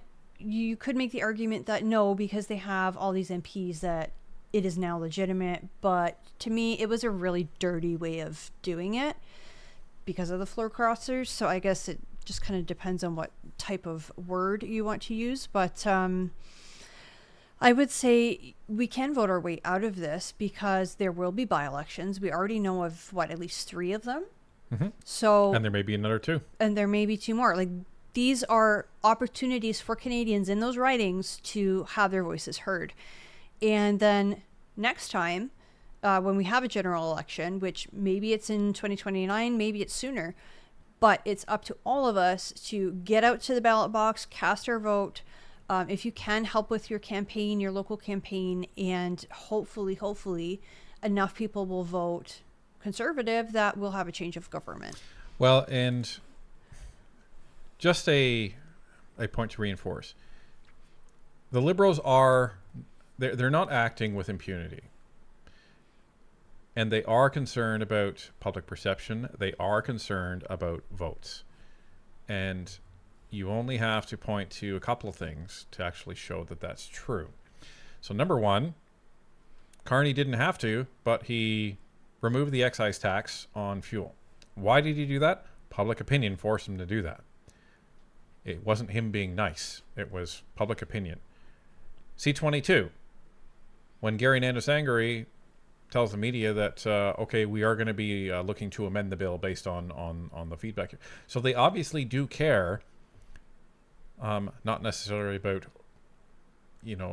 Canadians in general, but they care enough about public opinion that they are forced to actually change things that they're doing. So this shows that they understand that they can be voted out and that they need to be careful. And how can we force public opinion? There's lots of things we can do. Petitions are a great example. As I said, there's 5 currently in the description that are looking for signatures. So that's one way you can do it. You can write your MP. You can get your friends to write your MP. You can write the minister responsible for that portfolio. You can write the prime minister if you want. You can go and observe in Parliament. Because honestly, whenever we're in the gallery in Parliament, there are way more people in the opposition gallery than there are in the government gallery. Always. Every so time. That must scare them because, even though they can't see us because we're above the government, I'm sure they know. I'm sure they're told. They know. So, attend a lawful protest. There's lots of things that we as citizens can do to let the government know that what they're doing is not acceptable and we want something different. The next question is from the Light Body SG. It says, if possible, how can the Ontario Conservative Party eliminate the progressive label as it dilutes the conservative ideology? Ford diluted it further. Yeah, I don't disagree. So they need a new leader, number 1. And they need, I think, a new brand, number 2. I think they're going to need to rebrand themselves with a new leader. Yep. And it would be very wise of them to brand themselves as Conservatives, I think. But that all depends on them. From their standpoint, they're winning. But Mr. Ford's popularity is taking a dip, and the party popularity is taking a dip. So they need to start thinking about this. And public knowledge, Mr. Ford is under RCMP investigation for this whole business on the Greenbelt and the sweetheart deals that he was in the midst of giving some buddies of his. So there's a lot going on with Mr. Ford, and we've heard some rumors that he may be stepping down over the next year, but we'll see if that happens. Breviciades asks, do you guys host all your stuff inside of Canada? If it is in the US or elsewhere, it would be harder to have the government censor you. Well, we're not worried about censoring at this point. There is no censoring going on when it comes to the government. I would wear it as a badge of honor if the government looked at us and said we must censor Northern Perspective. That isn't happening right now. There's concerns out there about C11. We have concerns about C11, but nothing's been implemented yet. They're still in the consultation phase. So yeah, they're still doing the interviews and the committees and whatever you want to call them at the CRTC. They haven't actually gone to YouTube that we know of, at least anyways, and said okay, you have to set your algorithm in this specific manner. Yeah. So I know there's been a lot of talk of C11 censorship and whatnot, but honestly, I think people are just burned out from politics. And it's the summer coming, so. That too, but honestly, I noticed a huge difference, even like with in-person events, that after Carney got the majority, everything slowed down. Yeah, and I think a lot of people are just frustrated, and rightly so. And maybe they just need a break, and that's okay too. Like sometimes you need a break for your mental health, and that's totally okay. Next question is from Richie88. It says, why is the Pierre Poilievre afraid to criticize Ford and Houston? They are just liberals in conservative clothing. They don't stand for conservative principles.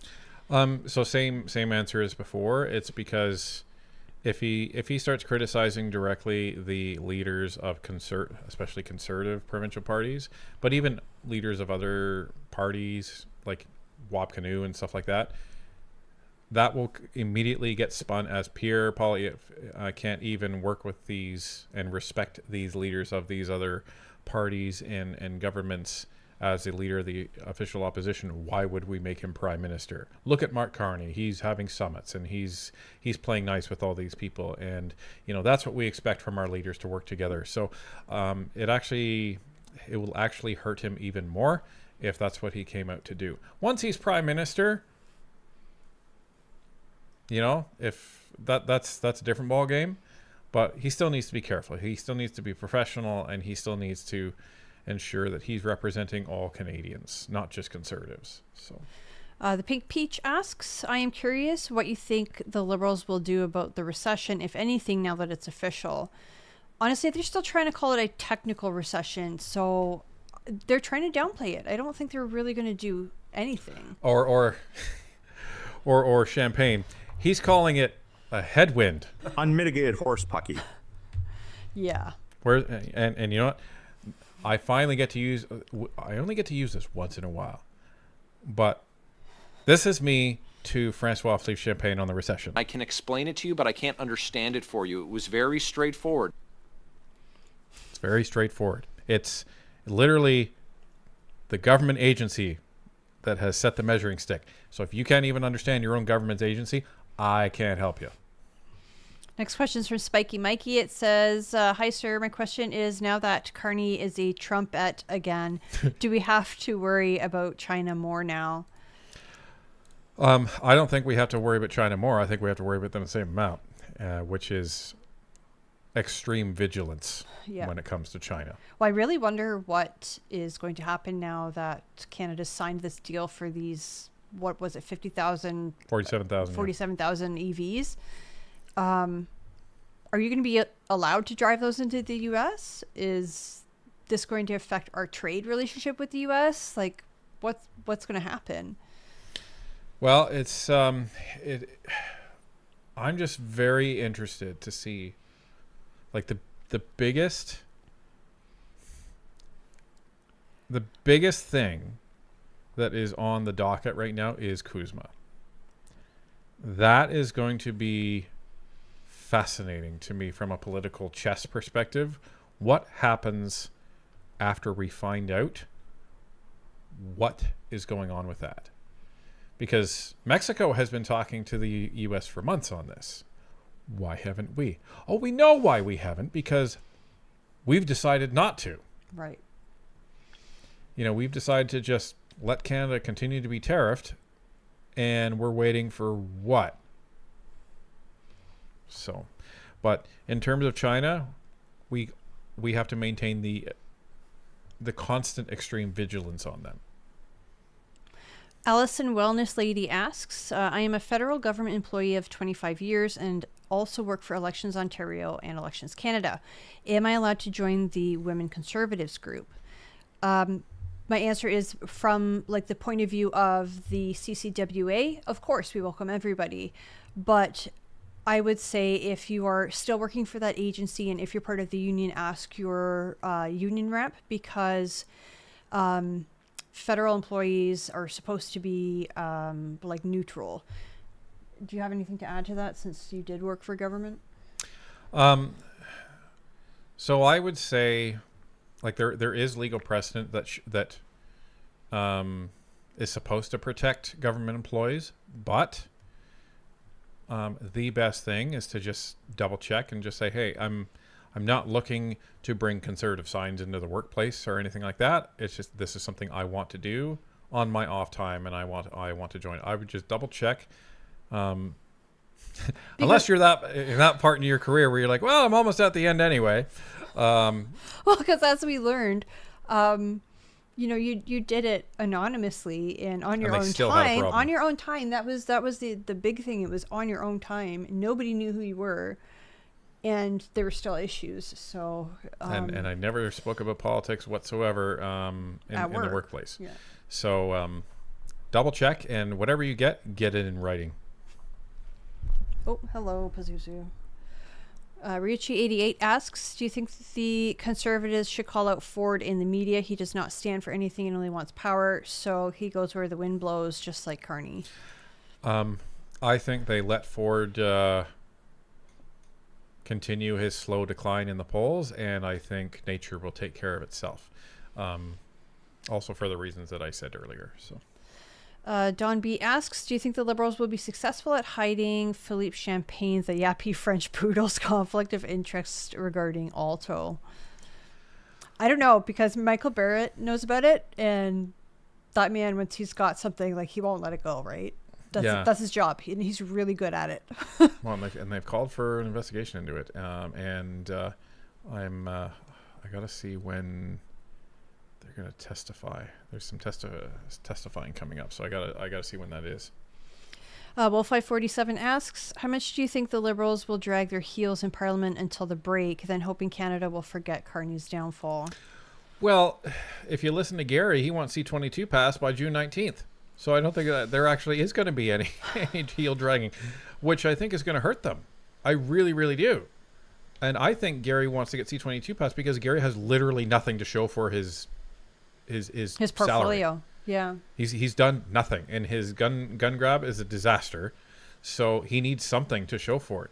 He wants to get C-22 passed, like, into law, like through the Senate by June 19th. Gary, not going to happen. No, I believe that they are still in committee with that. There's 3 weeks left.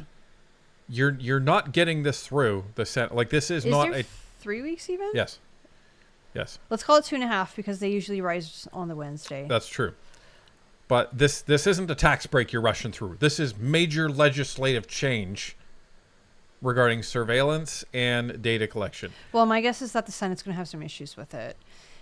And, I mean, just from my point of view, if I was a senator, I would be either telling them to amend it severely or completely shooting down the bill and not letting it through the Senate at all. Yep. Because it's not a money bill, and there are some serious charter violations, like they're in the bill. Like, it's crazy.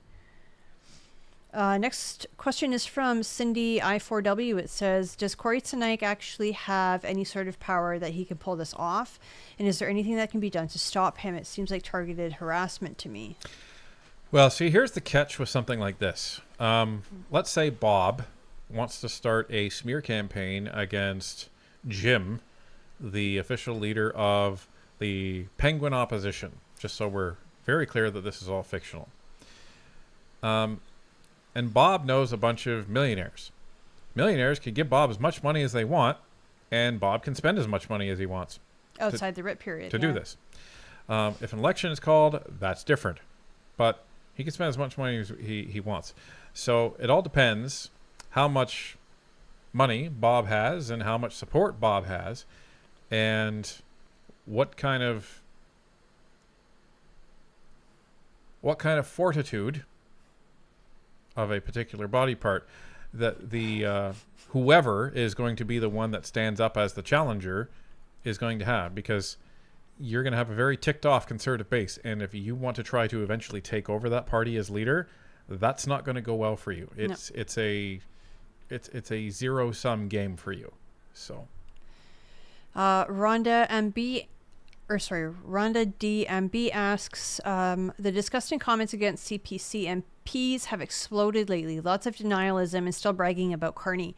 Feelings matter more than facts. Should we try that? I actually, there's a very suspicious amount of those. I don't think they're all authentic. Let's just say that. And at the risk of sounding like a conspiracy theorist and being labeled as one, there's just a very bizarre amount of AI content and AI pages and fake profiles that we've looked into, especially on Facebook, that just appeared after Mark Carney became Prime Minister. And it's just very, very interesting. Speaking of fake profiles, there are at least a few on Facebook pretending to be us.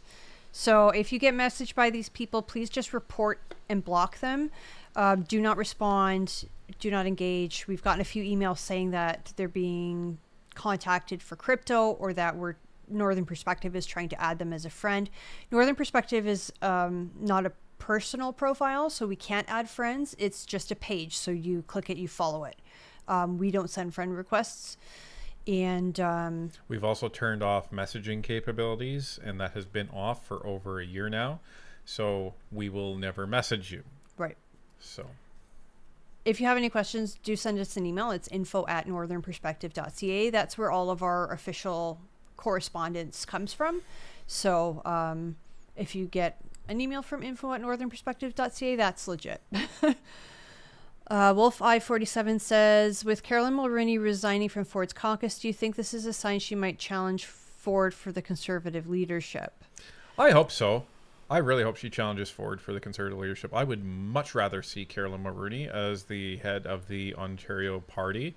I think it would bring legitimacy to it. I think it would bring more integrity to it.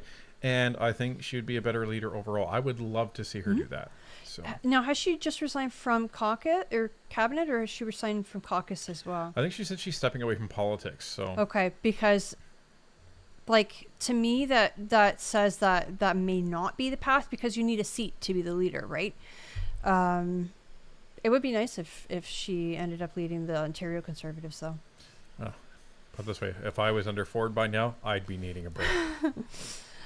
This is from Fort Esqueca. It says, important question for Tanya. What brand of cat food do they use for the cats? So I'll preface this by saying that you should speak to your vet or your veterinary technician about what food may be appropriate for your pet. A lot of vet clinics will do complimentary nutrition assessments with clients. Like, they won't charge you, and you can talk to the veterinary technician, and they're very knowledgeable about the type of food that your pet might need. That being said, our cats are on prescription diet, dental food as a dry food, and then they get wet food as well. Next question is from Pure Essence. It says, you want to tell them what kind of food we have, though? Or no? Oh, the wet food? Yeah, sorry. I kind of trailed off there. Proxy is getting kitten food only until it runs out, because she's almost a year old. That's typically when your vet recommends that you switch your kitten from kitten food to adult food. And so that's Royal Canin. And then I think... Canin, right? Yeah. And then... They're getting Royal Canin. The adult ones get Royal Canin. I think it's called urinaria, so we get it from the vet. And they get Royal Canin dry food, right? No, they get Hills. Okay. Dry food. But yeah, but ask your vet. Oftentimes they will schedule you in for a no-charge nutrition consult. Pure Essence asks, Lena Metledge, Diab and committee, what is she really doing on getting those 17,000 illegals out of Canada? I think she's going to have a bad time, and she's not going to be in cabinet for a whole lot longer, is my guess. Well, Rempel Garner keeps asking her this. What is it that you do?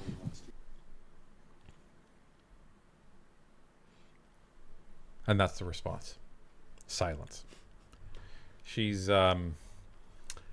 whenever there's a new cabinet shuffle, I imagine she'll be shuffled to the dumpster seats. So, and we will not hear from her again.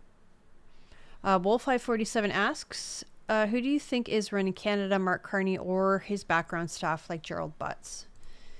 It's Mark Carney. I was gonna say my answer is kind of like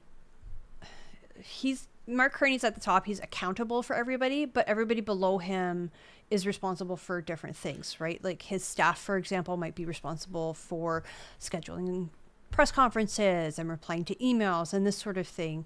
Whereas his MPs are responsible for their work in the ridings, and then you have the ministers that are responsible for, you know, particular portfolios. So I think like all of them are doing it together, but Mark Carney's at the top, so he's accountable, and he's also setting the vision, kind of like setting the course for everybody. And Mark Carney hasn't had anyone telling him what to do for over a decade. I don't think he's about to start that now. And just look at the way he carries himself. He relishes being the guy at the top, like relishes it. After all, he gets luxury butter. So you don't get luxury butter unless you're the one telling everybody else what to do. Step on Me 4700 asks, if the title of property is given to the Cowichan or Musqueam, how will that affect landlords and tenancy agreements? Yeah, so it's a good question. So Musqueam, they haven't transferred any land on that yet. So it all depends on what's going to be in scope. When it comes to the Cowichan ruling, the band and also the judge had specifically stated that the title claim in question was on the Crown lands and not on the fee simple private lands. So the people that are on those lands, just from a property standpoint, they shouldn't have anything to worry about. Again, not legal experts, but based on everything that we read in the ruling, that seems to be accurate. So just in terms of a land ownership perspective, that's what we expect to happen. Well, and even if it was, so if they did say, okay, so title is going to be applied to that, then and the court had said that, and based on that, in regards to the Crown and the private owned lands, that the band deserves compensation, it is extremely unlikely that the owners of those private lands would be giving their land over to the band anyway, because what almost always happens, and we've reviewed hundreds of cases in Canada where this has been the case, what almost always happens is the government just compensates from a financial perspective the bands for the land. And that comes from a logic of, well, this should have been agreed to way back hundreds of years ago between the original band leaders and the government of Canada, or the Crown at that point. So we're just going to essentially compensate you for the market value now for the same land. So that's where that comes from. But in terms of the Musqueam area, there's going to be many challenges to that, and that was actually specific in that agreement, that this isn't the end of the discussion, so there's going to be many challenges to it. The government may challenge it, other bands may challenge it, because other bands say that they have title to the same land. So it's extremely messy, and the court needs to settle this before this gets even more out of hand than it already is. Well, and I think in the Cowichan case especially, they are saying that fee simple land or fee simple title, so like, for example, if you live in a house and you own the house, you own the land underneath it, that's fee simple. They're saying now that Aboriginal title can coexist with that. And this is what the BC Supreme Court had said. So now I believe they're going to the appeal court to try to appeal that, because how can you have two titles on the same land? No idea. So I think it's going to be a very messy situation that the courts are going to have to fight over, like the lawyers and the judges and the interveners and whatnot. But there is some good news out of BC, out of New Brunswick, and we did this video. Was it this past week or the week before? Yeah, it was this week, and it's very important because the Supreme Court of Canada decided not to take the case and not to hear the case from the appeal court in New Brunswick, and which allowed that ruling to stand, which basically said no, you cannot include privately owned land. Privately owned land in your claim. Yeah, it can only be Crown land. Right. So that is going to be a very, very important decision as the Cowichan case moves forward. Right. So essentially, the appeal court said you cannot include fee simple properties or private land, and they obviously didn't like that answer. So they said, okay, we're going to go to the Supreme Court, and the Supreme Court said, no, we're not going to debate this at the Supreme Court. The ruling stands. So it's going to be very interesting to see what that happens, but we're years yet away from anything being decided, unfortunately. Yeah, these things take a long time. Like the initial Cowichan ruling took 6 years. So the appeal is going to take time, and then if they don't like that, then they'll be going to the Supreme Court and seeing what the Supreme Court says. If they get there at all, the Supreme Court could do what they did in New Brunswick and say, no, we're not hearing the case. So unfortunately, it's going to be one of those wait and see type situations. So we'll do 2 more. Okay. Let me see if I have any fun ones. Oh, it's been pretty serious tonight, so. Yeah. Try to liven it up. Amazing quality questions in petition. Yeah, very good.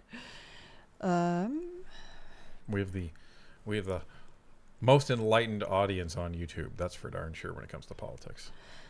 Bunmaker Bun 398 asks, first time caller, long time listener, can committees revisit items when sitting not in camera that were brought up during in camera? Thanks. You can't talk about it. So I think the only exception is like if you have witness 1 comes in and they go, oh, we need to go in camera with witness 1, and then they ask their questions and whatnot, and then witness 2 comes in, and then witness 2 is talking about the exact same thing, and witness 2 like gives a name or something that was given in camera, because they're not in camera for witness 2, I believe then they can use that. Yeah, so you can't bring things up, and it's again, these terms are stupid. I just want to make sure everybody understands that I agree with it, because in camera, usually, like you would think that means you're on camera, but you're not. No. So if you bring things up when you're actually on camera, meaning publicly, that were discussed in camera, that's a no-no. Like you can't do that. But, and I think this is what Tanya was saying, if somebody publicly is a witness and they bring up something, a discussion point that was discussed in camera, aka out of the public eye, well, you didn't do that, they did. So you can ask them questions, and you can go to town on that. So hopefully that clarifies it. One more.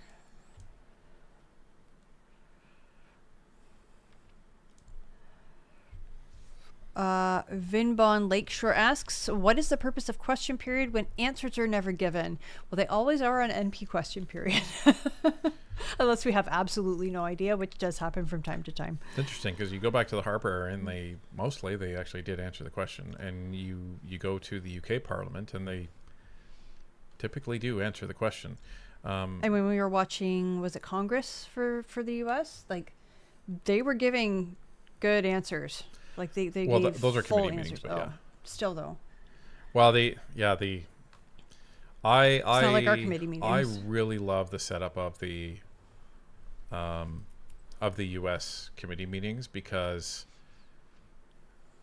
there's gravitas, and it conveys this importance of answering truthfully. It shows it's almost like a courtroom. Yeah, you're like under the microscope. Yeah. It's almost like you're in front of the Supreme Court. Yeah. is what it kind of feels like.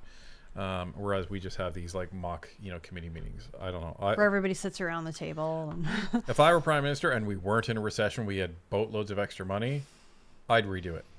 But, it's when we had the point where we had a sovereign wealth fund, and it was actually a sovereign wealth fund, and we didn't have a deficit anymore. Yeah, that's what I would do. So basically, it's never getting done. I mean, the stated purpose of question period is supposed to be for the opposition to ask questions of the government and for the government to answer them. But unfortunately, we see that's not exactly what happens. I think they honestly treat it as more of a like a clip farm for YouTube and Facebook. That's the funny part, because the Liberals have basically... They've turned it into a gong show. They've said without saying it, well, we're not going to answer questions. So the Conservatives said, fine, we're going to use this to show everybody your incompetence. That's basically what we're going to do. So, but please have Diab continue to stand up and embarrass yourself, not understand what the heck she's saying. And then she just rambles on and doesn't understand the time because she's not looking at the speaker. She's looking at everybody else. And she's like, and everyone around her is like, oh my goodness, Okay, this lady's on my team. These guys were being super cute. I was trying to show you, and then I hit them both on the nose. It's okay. Red Koala for $5. Going to bet Carney. Going to take credit for Dunkin' Donuts moving to Canada. Canada strong when we get dunked on. Yeah. Look at all this investment we're getting. Like, yeah. It's a bold strategy, Cotton. Let's see if it pays off for them. Rob Robillard, member for 27 months. Been a while. Just wanted to say, hey, back. Great to see you. At least I can still say your name properly. Lone Wolf for $20. First, anyone who drops swears like Kory does, one word in particular, loses all credibility with me. Second, if there is nothing to be gained by acting like a jerk, as Kory said to Vashi, then why is he acting like a jerk? Inquiring minds want to know. To be fair, though, that clip that they had shown on Power and Politics of Kory swearing, it was from a podcast. I think it's called The Curse of Politics, and that's what they do.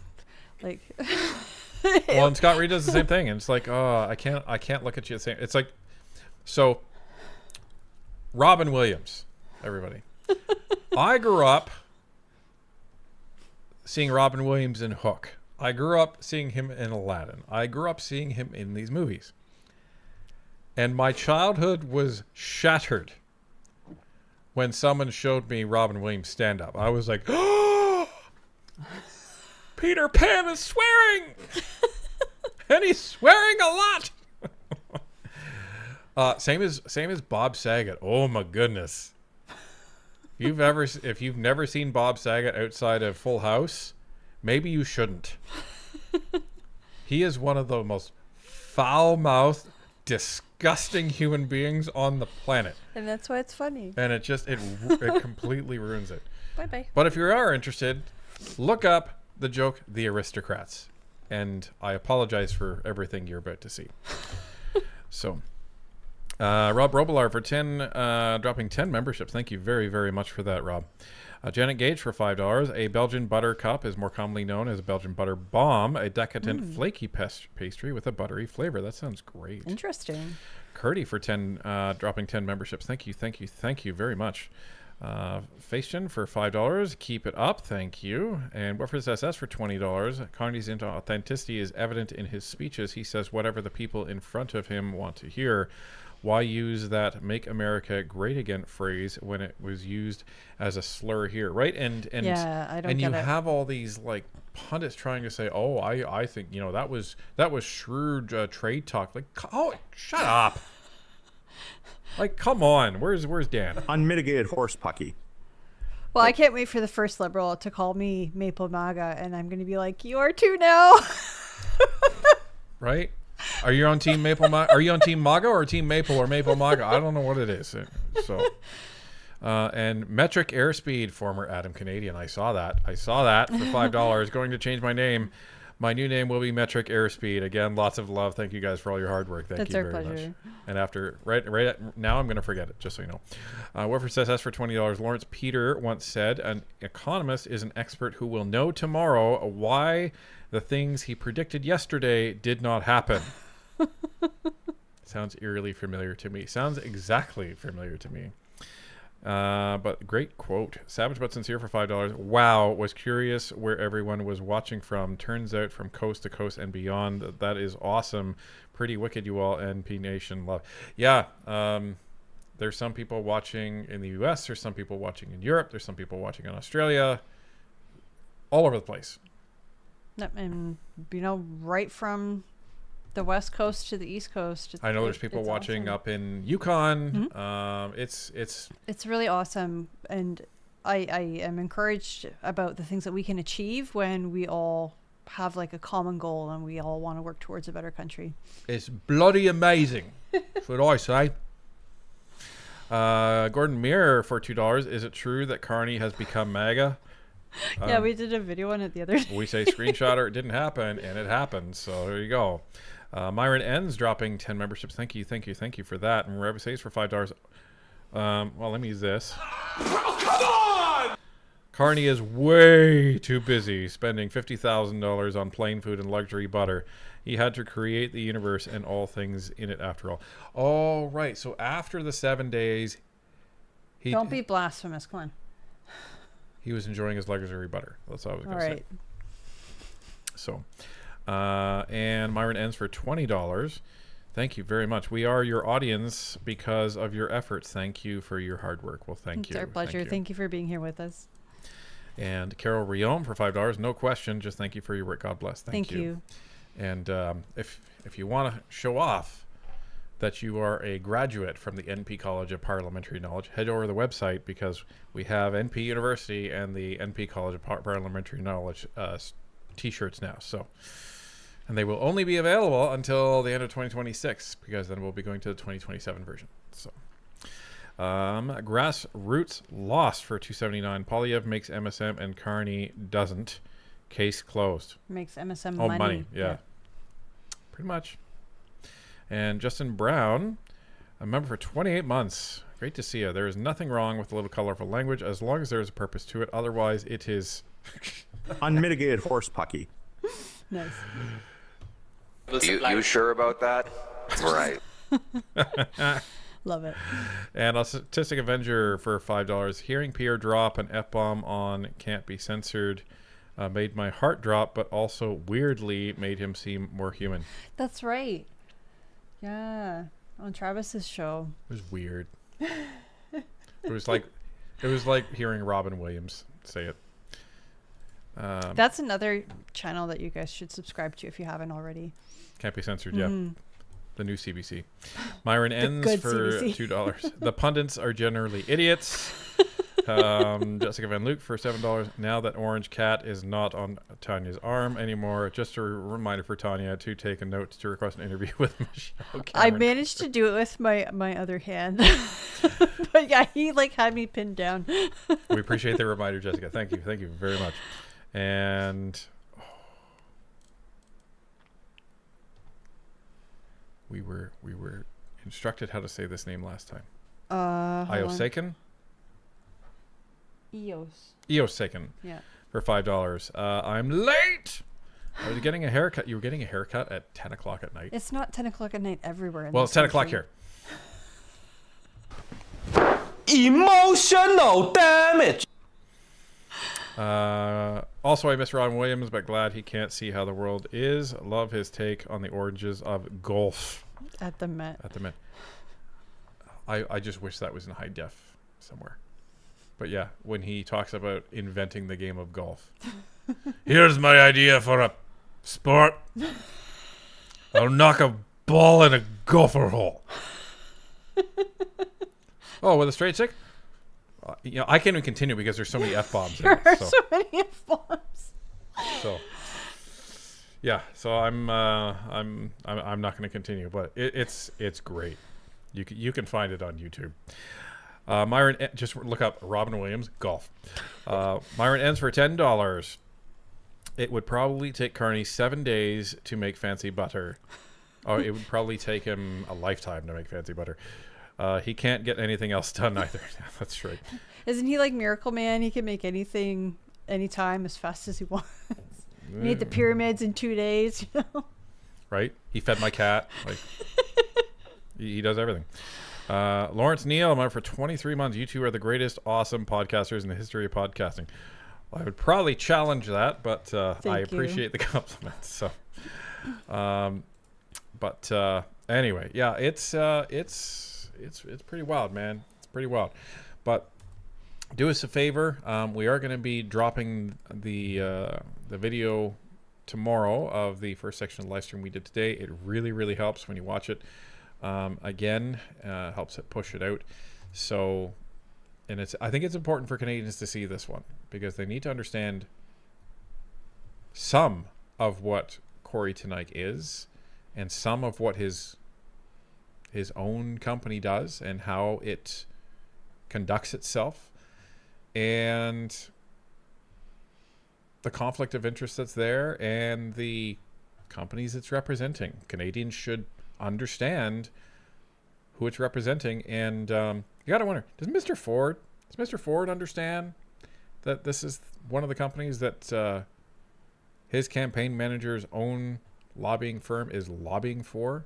Possibly. Like, doesn't really sound too conservative to me. But anyway, folks, it's been a slice. We're going to take off. There's a lot to do this week, and there's a lot going on this week. So don't forget to grab your tickets for Kelly DeRitter and get yourself signed up for one of the two events, or come to both events out in the in Pembroke and Arnprior. In the Pembroke Arnprior area on Saturday. And there's also the one on Monday in Carleton. Again, check Andrew Lawton or Shiv Majinder's Facebooks, I believe. We're not 100% sure if we'll be at those, but we're going to try. But the MPs will be there, and it's going to be awesome. Myron ends for $10. Carney would have a hard time figuring out how to open the package of butter. That's true. Well, he invented the package. Can he just, like, psychic make it open type thing? I don't know. Anyway, folks, thank you so much for joining us on yet another thrilling night of politics. We appreciate hanging out, all the support, and all the community camaraderie, and we will see you in the comments. Take care.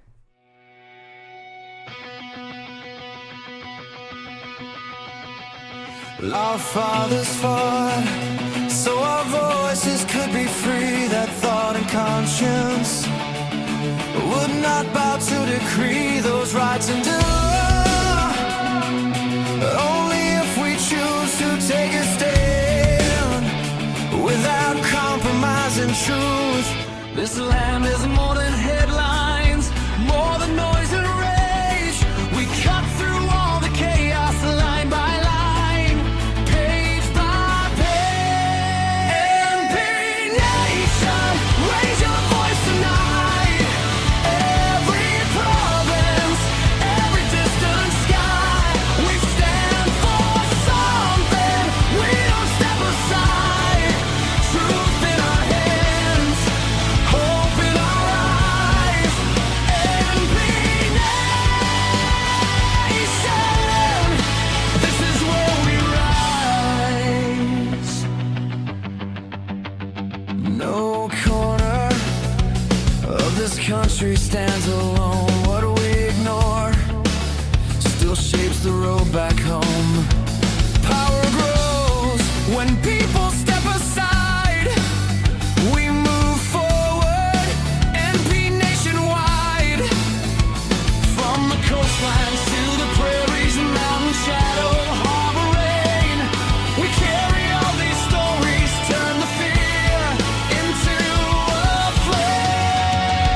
NP Nation, raise your voice tonight. Every province, every distant sky, we stand for something. We don't step aside.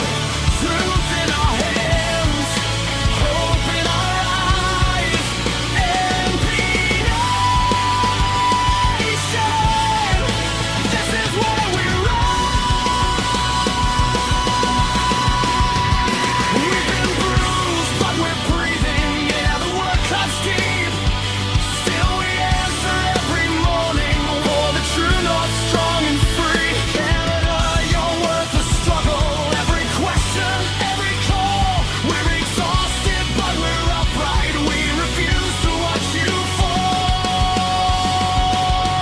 NP Nation, raise your voice tonight.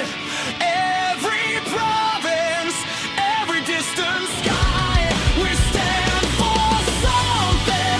We don't step aside. Truth in our hands, hope in our eyes. NP Nation, this is where we rise. Freedom thrives when truth is on our side.